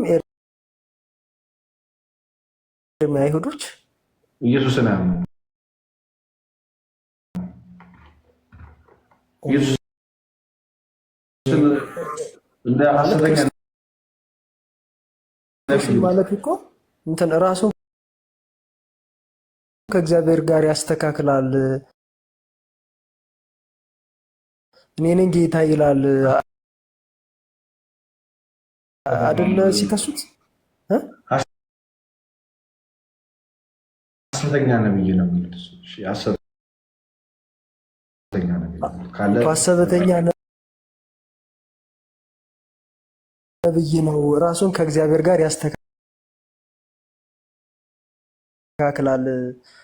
ሐሰተኛ ነብይ ነው እያሉ አይደለ ወደ ቀራንዮ የወሰዱት።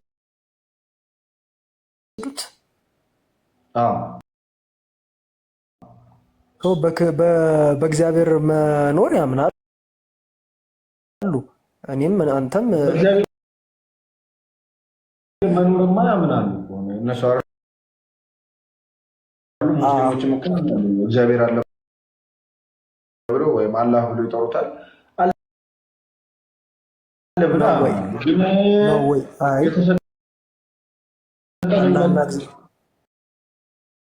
መጽሐፍ ቅዱስ እግዚአብሔር ሲልና ቁርአን አላህ ሲል ኤርሚ ካንተ ባላቅ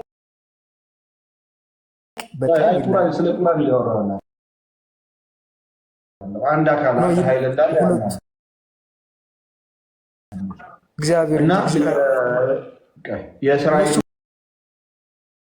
የሚያምኑት እግዚአብሔር ክርስቶስ ይመጣል፣ አሁንም ክርስቶስ ገና ይመጣል ብለው ያምናሉ። ክርስቶስ እነሱ የሚያምኑት ብሮይ በምድር ላይ ንጉስ የሆነ የሚገዛ ለዛ ህፃናትን ለምሳሌ ሲገል ነበር ሄሮድስ። ያ ለምን የገደለው? ክርስቶስ ተወልዷል ተብሎ ስለሚታሰብ ክርስቶስ የትኛው ክርስቶስ መስሎት ነው የሚጠብቁት? መሲ መጣ ተብሎ ነው አይደል? አዎ።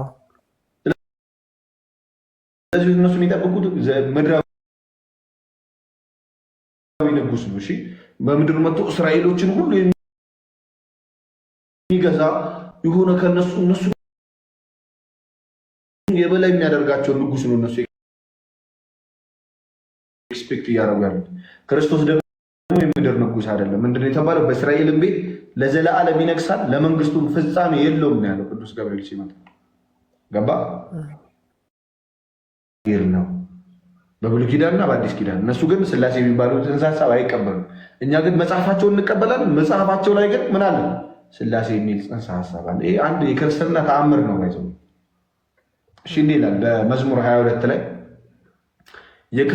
መዝሙር 22 ቁጥር 16 ላይ የክፋተኞች ጉባኤ ያዘኝ፣ እጆቼንና እግሮቼን ቸነከሩኝ ይላል ጌታ ኢየሱስ ክርስቶስ ሳይመጣ ነው።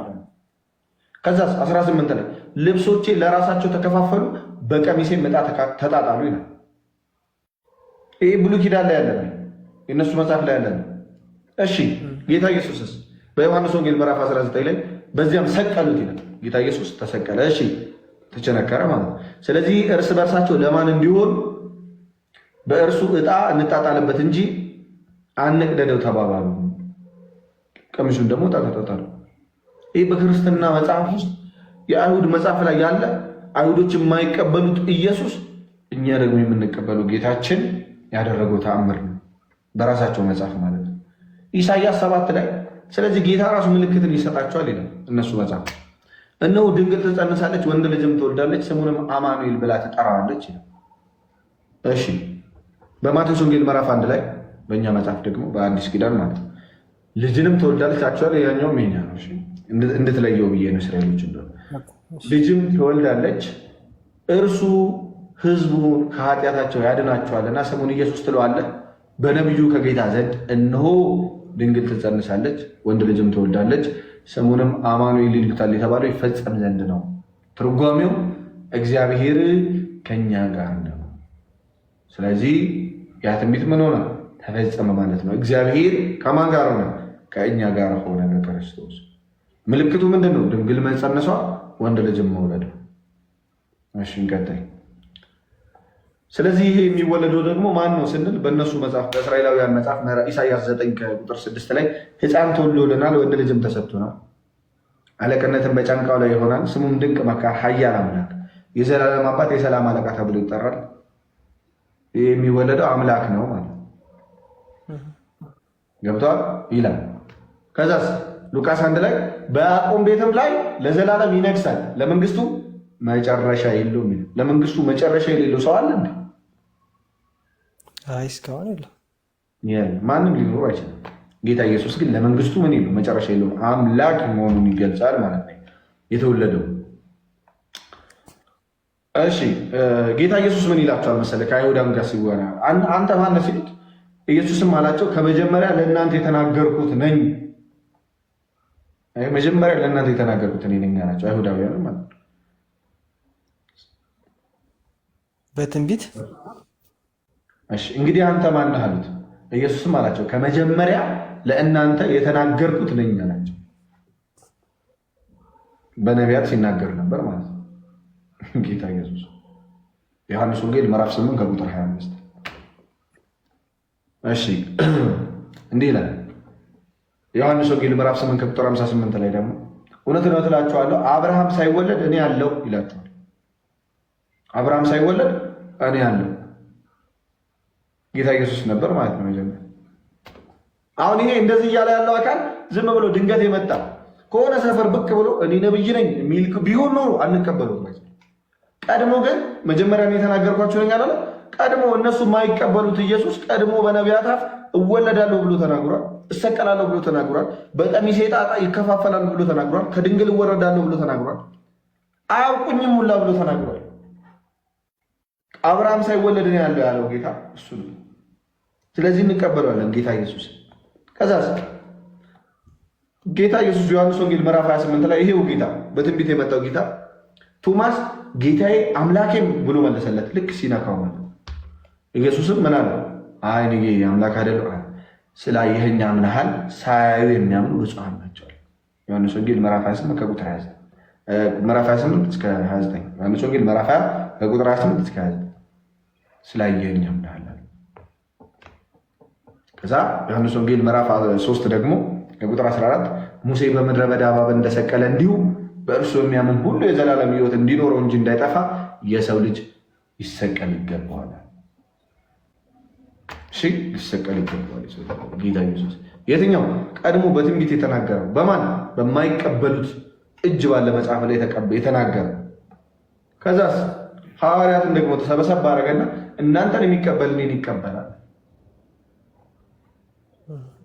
ምን አላችሁ? እናንተ ደግሞ ስለዚህ ስለ ኢየሱስ ስለ ትንቢት ስለተነገረለት ኢየሱስ ከሐዋርያት የሰማነውን እናምናለን ማለት ከሙሐመድ የሰማነውን አናምን። ለምን ባለስልጣን ያደረገው የለም እሱ ኢየሱስ ከሱ ስሙ አላለ። ከሐዋርያት ተቀበለው አለ። ከሐዋርያት እንቀበላለን። ያ ከሂንዱይዝም ከቡዲዝም እኛ እንቀበል ከነሱ ተቀበሉ አላለም። ጌታ ኢየሱስ ከሐዋርያት ተቀበሉ አለ። የትኛው ቀድሞ በትንቢት እመጣለሁ እወለዳለሁ ብሎ የተናገረው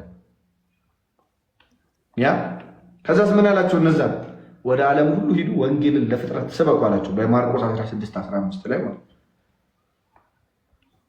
ወንጌልን ሲሰብኩ ደግሞ ምን ይዘዋል? ብርና ወርቅ አልያዙ፣ ተአምራትን ሲያደርጉ ነበረ።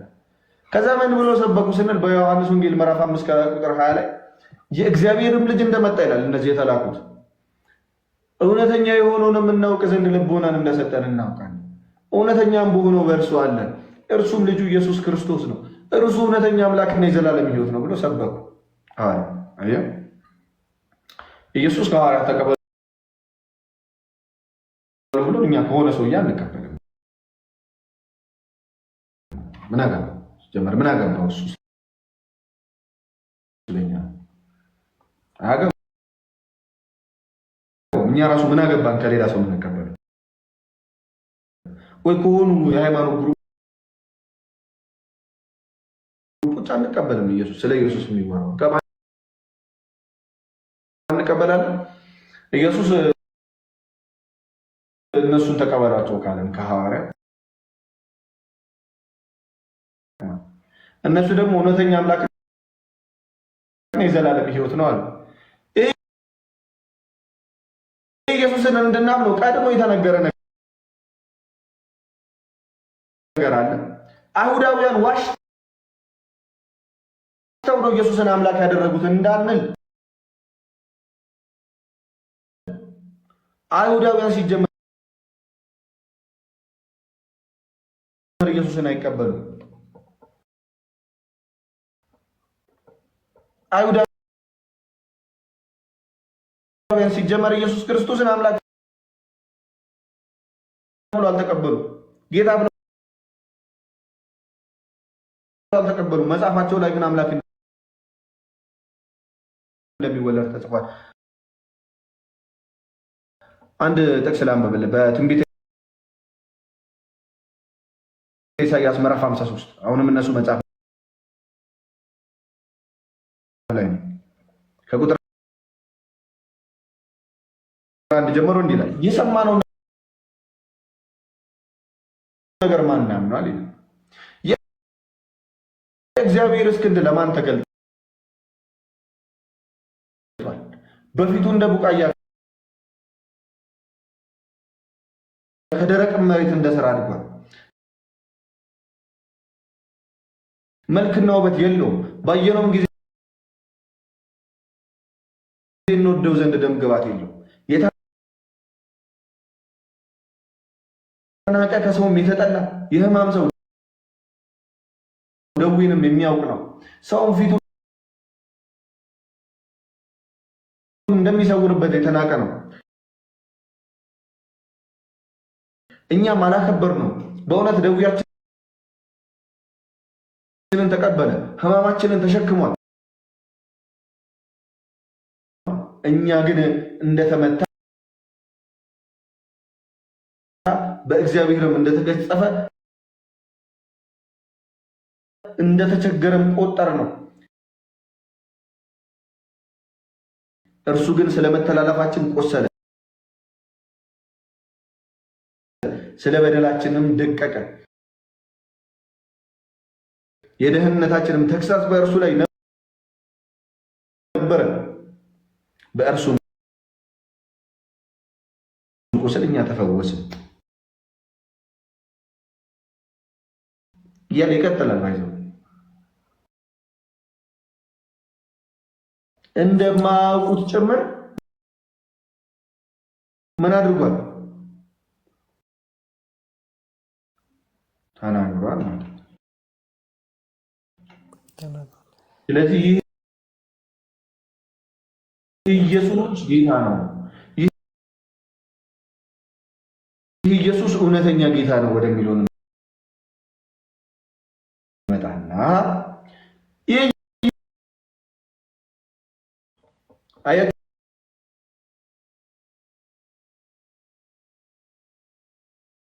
እኛ ተጠበብን ብለን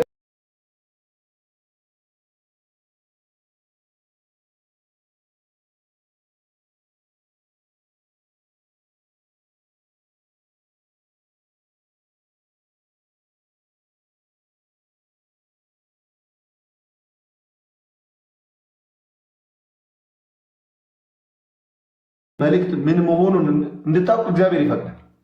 ያን ከፈቀደ በኋላ ግን ክርክር ከእግዚአብሔር ጋር ከሆነ ምንድን ነው? ያንተ ጥበብ ሞኝነት ነው።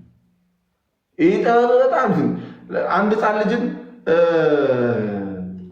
በቀላሉ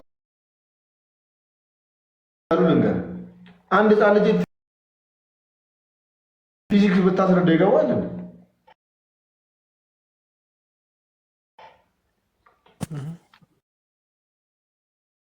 ኤክስን ፈልጋት ብትለው ዞር እያለ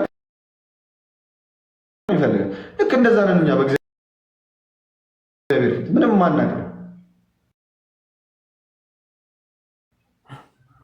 ስለዚህ በእግዚአብሔር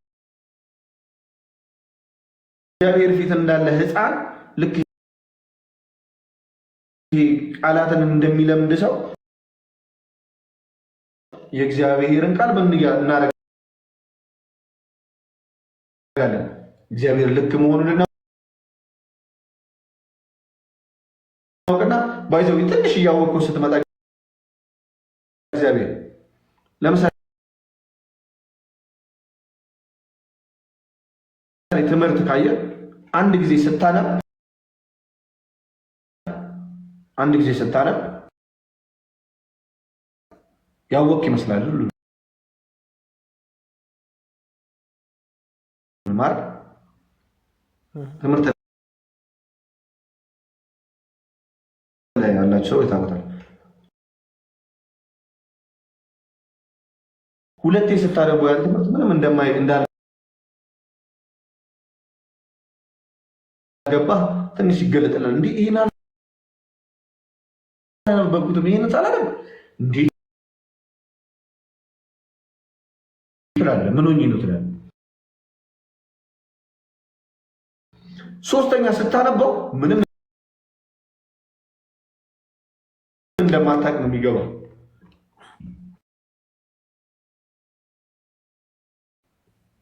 አምስት 11ኛ ክፍል ነው በደንብ ያነበብኩት እና ጎበዝ ነበርኩኝ። አክቹዋሊ አንደኛ ነው በዛው እንትን ላድርግ እና 11ኛ ክፍል እያለሁ እንደዚህ አዳር ነበር የማነበው እና አራቴ ምናምን ሳነበው ነው ምንም እንደማላውቅ የሚገባኝ። ከዛ ወይኔ ሳላውቅ ይህንን ስል አድርና ልክ ጠዋት ላይ ግን ፈተናው ቀለል ይለኝ። መቼ ደጋግሜ ሳነበው እግዚአብሔር እውቀት እንደዛ ነው የሚገልጥ።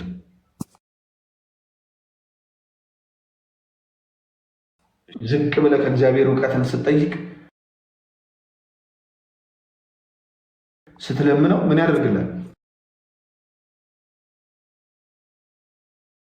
ከእውቀት እየከፈለ ቅዱስ ጳውሎስ ራሱ ያው ሁሉ ነገር የሚያውቅ ምንድን ያለው ከእውቀት ከፍለን እናውቃለን።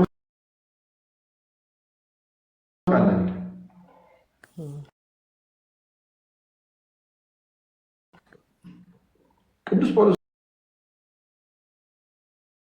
ከእውቀት ከፍሎ ያወቀ ቅዱስ ጳውሎስ ባይዘው ጨርቆ የሚያደርግ ጨርቆ ሲነቁ ይድኑ ነበር ሰዎች። ከእውቀት ከፍለን እናውቃለን።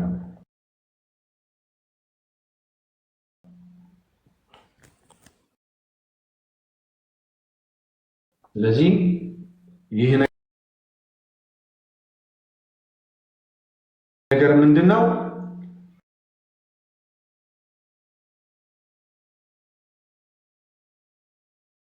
በእግዚአብሔር የበላይነት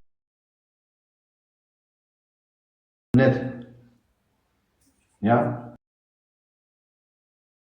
ካመንክ በኋላ ምን ታደርጋለህ?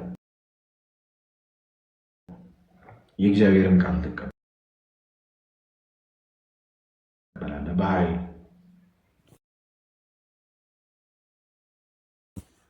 በኃይል ከተቀበልክ በኋላ ምን ታደርጋለህ? እሱ የሚልን እየታዘዝክ ከእግዚአብሔር ጋር እንዴት መኖር እንዳለብህ እየታዘዝክ ትሄዳለህ። በዛ ውስጥ ምን ታገኛለህ? ሰላም፣ እረፍት፣ ደስታ የሚባለው ነገር እሱ ጋር ነው ያለው። ፍጥረት ናቸው እነዚህ ልክ እንዳንተ የተፈጠሩ እግዚአብሔር አንተን ከጭቃ እንደፈጠረ እነሱንም ፈጥሯቸዋል። ደስታ ምናምን የሚባሉ ነገሮች የሚለገሱ ናቸው፣ ጸጋ ናቸው። ከገንዘብ ጋር ምናምን የሚመጡ አይደል፣ ውሸት ነው። ጸጋ ናቸው። ደስታ ፍጠር፣ ደስታ የሚፈጠር ነው ልብ ውስጥ እሺ። እና ያንን ደስታ እግዚአብሔር ይሰጥሃል። ከዛ በኋላ እያደክ ትመጣለህ ማለት ነው።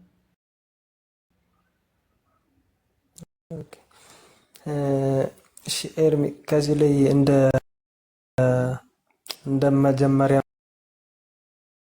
ማንነቴ ሳይሆን እንደ አንድ ሃይማኖተኛ ሰው ጥያቄ አልጠይቅም።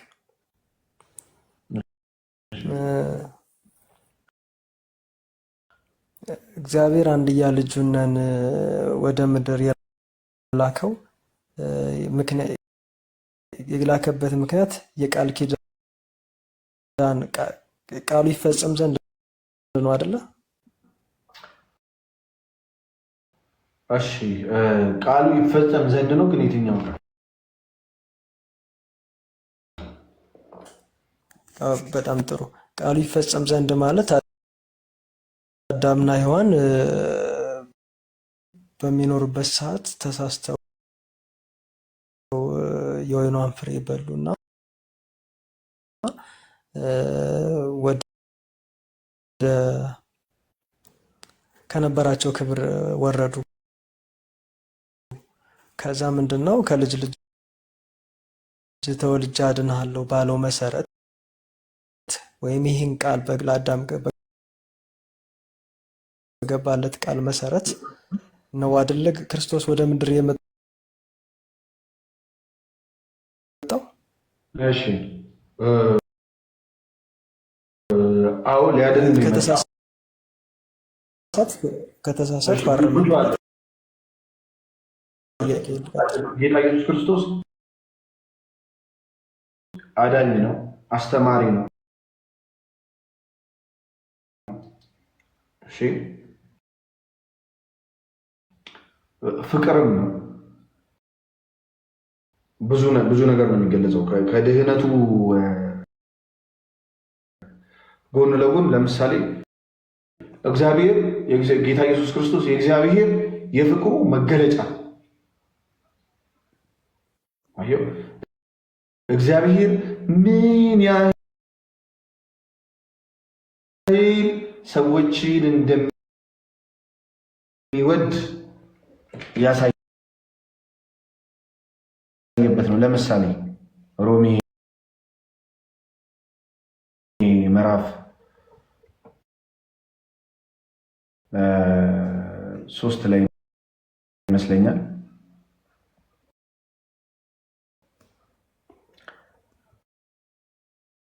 እሺ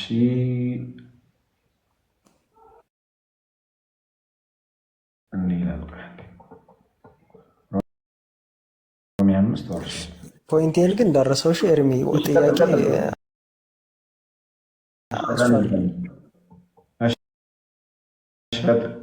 ቀጥል ከተሳሳትኩ አረመኝ አልኩ። ለዛ ነው እንትን ክርስቶስ እግዚአብሔር አንድያ ልጁን ወይም ኢየሱስን ወደ ምድር ልኮ በነዛ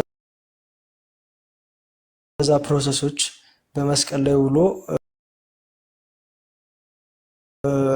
አዳምን ከነፃ ያወጣ ወይም የሰው ልጅ ለእኛ ሲል ተሰቀለ፣ ሞተ፣ ተራበ፣ ተጠማ የምንለው ለአዳም በገባው ቃል መሰረት ነው። የኔ እናንተ መሰረት አዳምና ሔዋን ናቸው። ሰዎች ተብለን ከተጠራን ግንዶቻችን አዳምና ሔዋን ናቸው። ስለዚህ የኔ ጥያቄ ምንድን ነው?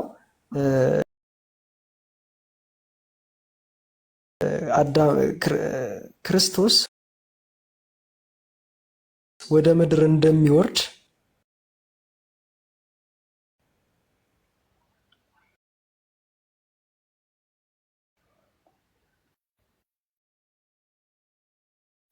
እሺ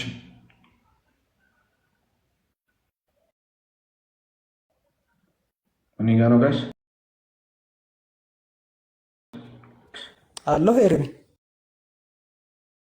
እሺ አለሁ መብራት ጠፍቶ ነው። እሺ ኤኒዌይስ ዋይፋይ ስለሌለ ካቋረጠ እሺ ጥያቄን ጠይቄህ ልለፍ። በነቢያት ወደ ምድር መጽሐፍ ላይ የአይሁድ ወይም ብሉይ ኪዳን ላይ ወደ ምድር እንደሚወርድ በነቢያት አስቀድሞ ተተንብዮአል ብለኸኛል ቅድም ላይ። ያ ወደ ምድር የሚወርድበት ምንም የተለየ ምክንያት የለም። የሚወርድበት ምክንያት ምንድን ነው? የተለየ ምክንያት የለም ስልህ አለ። ምክንያቱም ከረንት አሁን የሆነው ነው። ምክንያቱ ለአዳምና ለሔዋን የገባው ቃል ኪዳን ነው። ቃሉ ይፈጸም ዘንድ ከሆነ ክርስቶስ ወደ ምድር የኖረው ለምሳሌ ይሄ ቃል እንዲፈጸም ፕሮሰሱ እነ ጲላጦስ እነ ይሁዳ በ30 ብር የሸጡት መስቀል ላይ እንዲሰቀል ያደረጉት እኛ መጽሐፍ ላይ አሁን በቃ ተሳስተዋል ብለን ለምሳሌነት የምንጠቀማቸው ሰዎች በሙሉ ምን አማራጭ አላቸው? ማለት ቃሉ ኢቭን የሰቀሉት በመስቀል የቸነከሉ ሰዎች ምን አማራጭ አላቸው ከማድረግ ውጭ? ማለት ቃሉ ይፈጸም ዘንድ ከሆነ ይሄ ነገር ለብዙ ጊዜ ግልጽ ያልሆነልኝ ጥያቄ ስለሆነ ነው። በነገራችን ላይ ጥያቄዎችን በሙሉ መጠየቅ ስላለብኝ ሳይሆን ኤርሚ ብቻዬን አንዳንዴ የብቸኝነት ስሜት ይሰማል። ሰው ጥያቄ ሸር አላረግልህ ሲል አንዳንድ ሰዎች አሁን አንተ ጥያቄን ትሰማኛለህ ትመልሳለህ። አንዳንዶችም እንደሚሉኝ ታውቃለህ ወይ አንተ በቃ ልትጨልል ነው ይሉኛል። ኔቨር እኔ ልጨልል አልችልም። ከዛ አንጻር አይደለም ጥያቄ የምጠይቀው፣ ግን አእምሮ ከአንተ ቁጥጥር ውጭ ሆኖ ያስባል፣ ይጠይቃል። እና ይህን እስኪ እንዴት ነው ያንተ መረዳት ከዚህ አንጻር የሃይማኖት እይታ እንዴት ነው? እሺ ቴንኪው ብራዘር።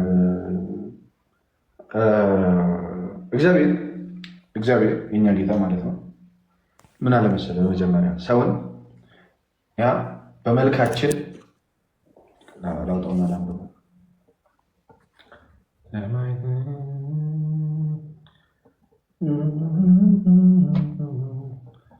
እሺ እርሚ በመሀል ዝም ካልኩኝ ዳታ ጨርሶ ነው የሚሆንሽ። ዋይፋይ ስላቆመ አሁን በዳታ ነው እየተጠቀምኩ ያለ። እንትን ላይ ያለ ስልኬ እዛው ላይ አለ። የቱ ላይ? ኦኬ እሺ፣ እንትኑ ላይ አለ ባዮ ላይ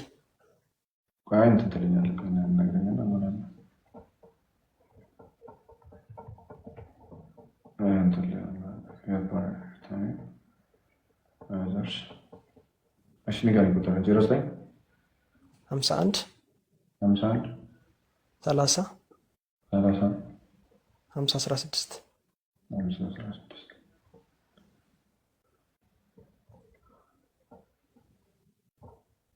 ሶሪ በጣም ፈታ ያደርጋል። ዊክሊ ልምላለች፣ የሳምንት ሊሚትድ ልምላለች።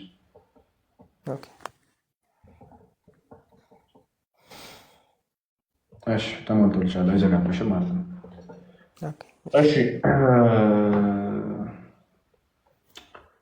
እሺ ወደ እንትኑ ልመለስ እስቲ። ሙስሊሞች ከታች እየጻፋችሁ ነውና ፕሊስ፣ ይህ እናንተን የሚመለከት ነገር አለ። እኛው በትንቢት ስለመጣው አምላክ ነው ስለፈጠረን አምላክ ነው እያወራን ያለ። እሺ አሁን ስለሌላ ነገር ስናወራ ትመጣላችሁ። ኮመንታችሁ ምናምን አሁን ባስገባሽ ምን የምታወራ ነገር የለም። ባይዘው ያስገባሻለሁ። ለአንድ ቁጥር ጻፊ።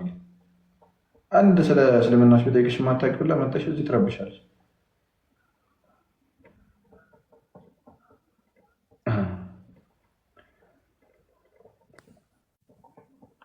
እሺ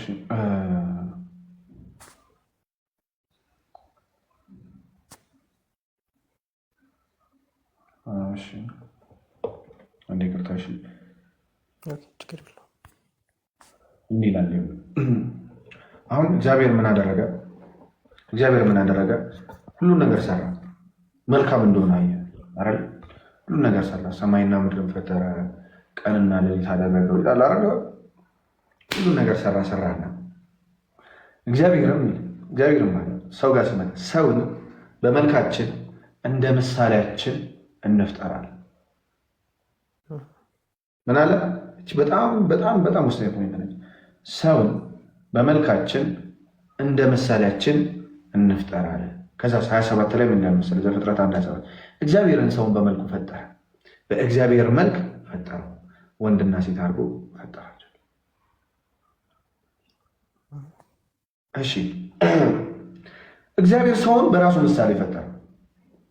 በራሱ ምሳሌ የሚል ምን መሰለህ? ለምሳሌ አንድ እንስሳ ሊያስብ ሊገነዘብና የራሱን ነፃ ምርጫ ሊፈጽም አይችልም። የሆነ የተቀደደለት ቦይ አለ፣ በዛ ቦይ ይፈሳል። ገባ? የሰው ልጅ ግን ምንድነው? እግዚአብሔር ምሳሌ ለፈጠረና ክፉና ደጉን ወይም ደግሞ አታርግ የተባለውን አለማድረግ፣ አርግ የተባለውን ደግሞ ማድረግ እንዲችል። እሺ ሁለተኛ የእግዚአብሔር ቃል እንደኔ እና እንዳንተ ቃል አይደለም። እኔ እመጣለሁ ብዬ ላልመጣ እችላለሁ። አሁን እግዚአብሔር እኮ ኢየሱስ እኮ በቃ ከሌሎች ከጣዖቶች እኮ የሚለየው እኮ ዝም ብሎ እንትን የሚመለክ እኮ አይደለም። ዝም ብሎ የሆነ አባትና እናት እያወራረሱት የመጣ አምላክ እኮ አይደለም። እሞታለሁ ብሎ መሞቱ ነው። እነሳለሁ ብሎ ደግሞ መነሳቱ እኮ አየው። እንደዚህ የሚያደርግ የለም፣ የተገለጠ የለም። ባይዘው ካለ ይነግሩኛል። ጌታ ኢየሱስ በዘመናት መካከል መጥቷል፣ እመጣለሁ ብሎ በነቢያት የተናገረ ማለት ነው። ቃል ነው፣ የእግዚአብሔር ቃል ነው። ቃሉን የሚያጠፋ አይደለም። እሺ ስለዚህ ጌታ ኢየሱስ ክርስቶስ እግዚአብሔር ምን አደረገ? ሰውን ከፈጠረ በኋላ ከዚህ በበላ ጊዜ ምን ታደርጋለህ? ትሞታለህ። ትሞታለህ የሚለው ቃል ጋር አትሞትም የሚል ቃል አብሮ አይሄድም። ለምን? የእግዚአብሔር ቃል ዝም ብሎ ከንቱ አይደለም። ፌት የሚባል ነገር የለም እኛ ክርስቲያኖች ጋር። ሌላ ቦታ አሳያለሁ፣ ሌሎች አውቀታች የሚጽፉት ጋር ፌት የሚባል ወይም ዕጣ ፈንታ የሚባል ነገር አለ። እኛ ጋር ፕሪኖ የሚባል ነገር አለ፣ ወይም ደግሞ ቅድመ እውቀት የሚባል ነገር አለ። እግዚአብሔር ቀድሞ ሁሉም ነገር ያውቃል። ፕሪደስቲኔት የሚሆነው የሰው ልጅ ቅድመ ምርጫ የሚደረገው በፕሪኖ ወይም ደግሞ ቀድሞ በማወቅ ቀድሞ እግዚአብሔር ሁሉን ያውቃል። ሁሉን ያውቃል ማለት ግን ሁሉን እንደዛ አድርጎ ወይም ደግሞ ይሄ አዳም እንዲበላ አድርጎታል ማለት አይደለም። አዳምን ሲፈጥረው እንደ ምሳሌው ፈጠረው። እንደዛ አይደለም፣ እግዚአብሔር ነው ያለው። ከዛስ ምን አደረገ? አዳም ያን ፍሬ በላና ሞተ።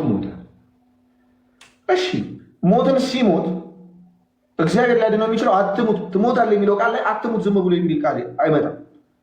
ስለዚህ ለእግዚአብሔር ቃል ክፍያ ያስፈልጋል። ለምን? አዳም ምን ሆነ? ጸጋው ተገፈፈ። በመጀመሪያ ተመልከት፣ የአዳም ጸጋ ጠፋ። ጸጋ የሚባል ነገር ተራቆተ። ምን አደረገ አዳም? ልክ እንደበላው ሞታ እንዴ አዳም ወዲያው ሩጫ ጀመራል። ከእግዚአብሔር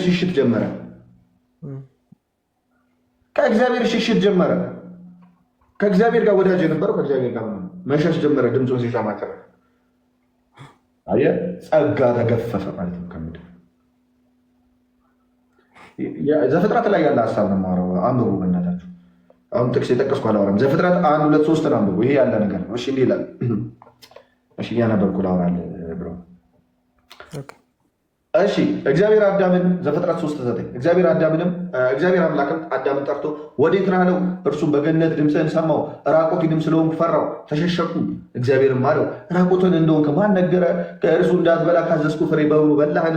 አዳምም አለ ከእኔ ጋር እንድትሆን የሰጠኝ ሴት እርሷ ከዛፉ ሰጠችኝና በላው። እግዚአብሔር አምላክም ሴቲቱን ይህን ያደረግሽው ምንድን ነው አላት። ሴቲቱም አለች እባብ አሳተኝና በላው። እግዚአብሔር አምላክ እባቡን አለው ይህን ስላደረግ ብሎ ይረግማቸዋል። አርገማም ለዚህ እሺ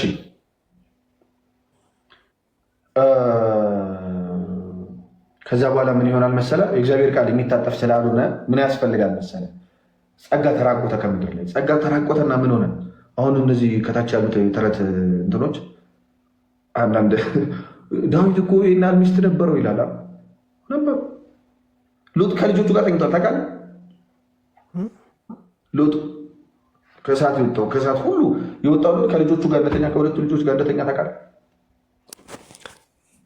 ሊተኛ ይችላል። በነገራችን ላይ እሱም ሂሳብ ይችላል። ሊተኛ ይችላል። ሰክሮ ተኝቷል ከልጆቹ። ባይሰክር ግን መተኛት አይችልም። ሚስ ፖይንትህን ሚስ እንዳላረግብህ እንጂ ባይሰክር ራሱ እንትን አለው። ወደ ራሱ እንመጣለን ግን አይቻልም። ከወለዱ ልጅ ጋር ሰው ሊተኛ አይቻልም።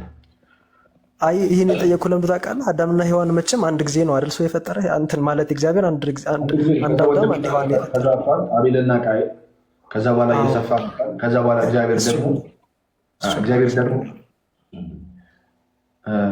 እግዚአብሔር ደግሞ ህጎችን ያወጣል። ከዛ በኋላ እሺ እግዚአብሔር የሚያስቀይሙ ነገሮች ግን ህግ እስኪመጣ ድረስ ምን አለ? ኃጢአት አልተሰራም፣ ግን በአዳም መተላለፍ ምሳሌ መሰረት ሞት በምድር ላይ ሁሉ ነገሰ ይላል አይደል? ሞት በሁሉ ላይ ነግሷል። እግዚአብሔር የሚያስቀይም ነገር ሆኖ ለምሳሌ አትግደል የሚል የለም አይደል? አቤል ወንድሙ ቃየልን ሲገለው ቃየል አቤልን ሲገለው አትግደል የሚል ትእዛዝ ነበር። አትግደል የሚለው ትእዛዝ በሙሴ የመጣው ህግ ነው። ስለዚህ እሱም ፖይንት በሰፊው እናወራለን። ወደዚህኛው ነምጣ። ጸጋ ተገፍቶ መስከር ራሱ አሁን እግዚአብሔር አይደለም ሰክሯል። ሰክሯል። ተቃለ ታላቁ መርከብ አዘጋጅቶ ልጆቹን ከዛ ረገመ። አንዱ ልጅ ራቁቱን ተኝቶ ሰክሮ አንዱ ልጅ ይረግም። ልጁ መጥቶ ለወንድሞቹ ያሳያቸዋል እርቃኑ መሆኑን። እንትናም ሎጥም እንደዚሁ ይሰክራል። እና በብሉይ ኪዳን ላይ ምን ተደርጎ ነበር? ሰው እግዚአብሔር የሚወደውን ነገር የማይወደውን ነገር ቢያውቅ እንኳን እግዚአብሔር የማይወደውን ነገር ከማድረግ አይመለስም። ለምን? ጸጋ የሚባል ነገር የለም። በስጋው ይገዛ ነበር፣ ወይም ደግሞ ለኃጢአት የሚገዛ ለኃጢአት የሚያዘነብል ስጋ ነበረው። በምን የተነሳ? ከበላው ፍሬ የተነሳ። እሱ በልተዋል? አዎ በልተዋል። ከማን የተገኘው? ከአዳም አይደል የተገኘ ነው። ሁላችን ከአዳም ስንወለድ ገነት ውስጥ ተወለድን እንዴ? አልተወለድም። ሁላችን ከአዳም ጎን ነው የወጣን። ስለዚህ ያን ፍሬ ምን ብሏል? የዛን የጸጋ መገፈፍ ወይም ደግሞ ለኃጢአት ያዘነበለ ስጋ ተካፋይ ሆነናል ሁላችንም። ስለዚህ ምን ያስፈልገናል መሰለ? አንደኛ እግዚአብሔር እንዲህ ይላል፣ ከዛች ፍሬ እንዳይበላ ይላል። ደግሞ ድጋሚ በዘፍጥረት 3 ከቁጥር 22 ላይ እግዚአብሔር አምላክ እንዲህ አለ፣ እነሆ አዳም መልካምና ክፉን ለማወቅ ከእኛ እንዳንዱ ሆነ። አሁንም እጁን እንዳይዘረጋ ደግሞም ከሕይወት ዛፍ ወስዶ እንዳይበላ ለዘላለምም ሕያው ሆኖ እንዳይኖር፣ ስለዚህ እግዚአብሔር አምላክ ከኤደን ገነት አስወጣ። ከኤደን ገነት አስወጣ። ልክ ከኤደን ገነት ሲያስወጣው ምን አደረገ? ከሕይወት ዛፍ ይበላ። ለምን? እንደበደለ ያቺን ዛፍ ሲበላ ምን ይሆናል? ለኃጢአት የተገዛው ያሰውነት ከእግዚአብሔር የሚሸሸው ያሰውነት ለዘላለም ሊኖር ነው። ስለዚህ ኃጢአት በቃ ይሄ እጦት ወይም ደግሞ የጸጋ መገፋት የሰው ልጅ ውስጥ ገብቷል፣ ዘልቆ ገባ። ስለዚህ ከነዛ ማጣቱ የዘላለም ሕይወት ሊወርስ ነው። ስለዚህ ያንን እንዳደርግ ምን አስወጣ። ከዛስ ምን አደረገ? እግዚአብሔር በነቢያት ቀድሞ ተናገረ። አሁን ሌሎች ተረቶችን ከመጽሐፍ ቅዱስ ከእውነተኛው ቃል የምትለየው በነቢያት ቀድሞ ተናግሯል። ኢየሱስ ገብቷል። በነቢያት ቀድሞ ተናገረ፣ እመጣለሁ፣ እወለዳለሁ፣ እሰቀላለሁ አለ። ተናገረና መጣ። ከዛ 2 ፖይንቶችን አሳያለሁ። ከዛ መጣና ይሄ መሞቱ ደግሞ የእሱ ሞት ምን ሰጠ? ካሳው ስንል የመጀመሪያው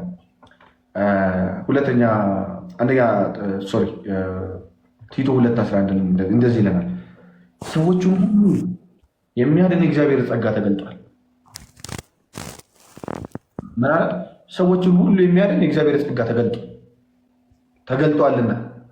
መዳን ማለት ነው ስንል አንደኛው መዳን ነገር ይህም ጸጋ ኃጢአተኝነትንና ዓለማዊ ምኞትን ክደን የተባረከውን ተስፋችንን እርሱም የታላቁ የአምላካችንና የመድኃኒታችንን የኢየሱስ ክርስቶስን ክብር መገለጥ እየጠበቅን ራሳችንን በመግዛትና በጽድቅ እግዚአብሔርን በመምሰል በአሁኑ ዘመን እንድንኖር ያስተምረናል። ራሳችንን በመግዛት በጽድቅ እግዚአብሔርን በመምሰል ማንም አልኖረም። ባይዘው ራሱን ገዝቶ በጽድቅ እግዚአብሔርን በመምሰል የትኛው እምነት ነብይ አልኖረም። እንደ ሐዋርያት ራሳቸውን ገዝተዋል፣ በጽድቅ ኖረዋል፣ እግዚአብሔርን በመምሰል ኖረዋል። ጌታ ኢየሱስ ክርስቶስ ሞቱን ስለተቀበሉ ይህንን ጸጋ አግኝተዋል። ሌላ አንድ ሰው ጥራልኝ እስኪ እንደዚህ ይኖረ ራሱን ገድቦ ራሱን ቆጥቦ ይኖረ ሰው የለም። ከሐዋርያት ውጭ አይደለም፣ ከሌላ እምነት ከክርስትና ውጭ ወይም ክርስቶስ ከሞተ በኋላ ካሉ ሰዎች እንደዚህ ኖረ የሚባል ሰው ጥራልኝ። የለም፣ መልሱ የለም። ማን አለ እስኪ ጥራ።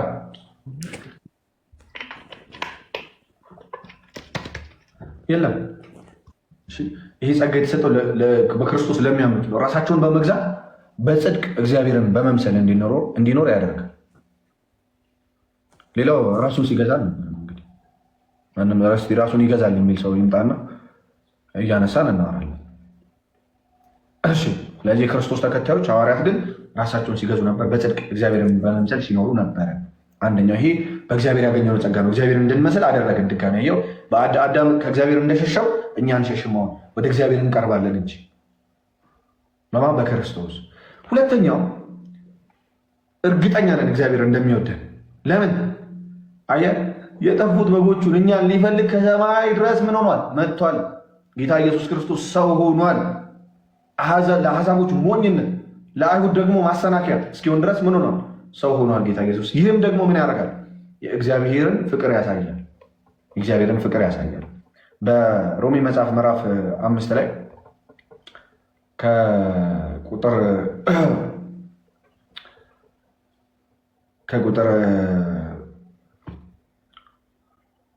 ከቁጥር 6 ጀምሮ ላመበላችሁ። ገና ደካሞች ሳለን ይላል፣ ዘመኑ ሲደርስ ስለ ኃጢአተኞች ሞቷልና፣ ስለ ጻድቅ የሚሞት በጭንቅ ይገኛል።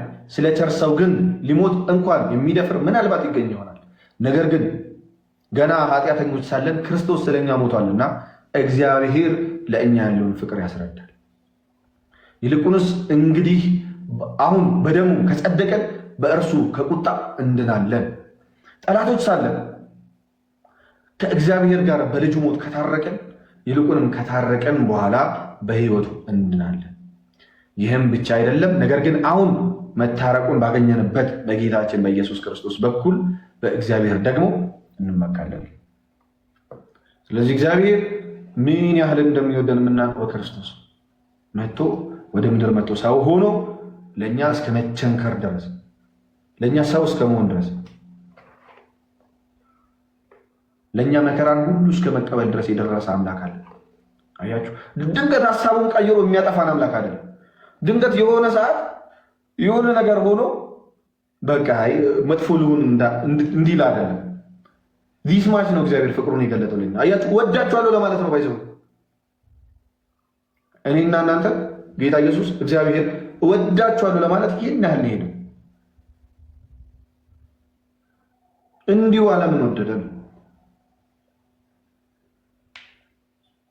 ስለዚህ ገና ጠላቶች ሳለን እንኳን እግዚአብሔር በልጁ ሞት አስታረቀ። አያችሁ፣ አስባችሁታል? ልጅ ያላችሁ ሰዎች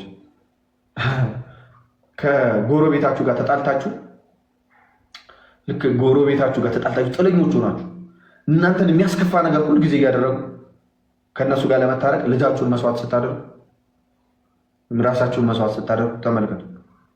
እግዚአብሔር ያን ደግሞ ልጁን መስዋዕት ያደረገላችሁ ሰው ይጠላኛል ብላችሁ ታስባላችሁ? ማንም አያደርግማችኋል፣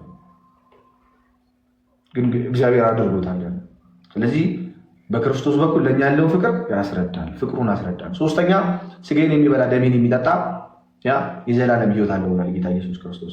ስለዚህ ከዛ ከሕይወት ዛፍ እንዳይበላ ከተባለው በገነት ውስጥ ከነበረው ዛፍ በክርስቶስ በኩል እኛ ደግሞ እንበላለን፣ የዘላለም ሕይወት እናገኛለን።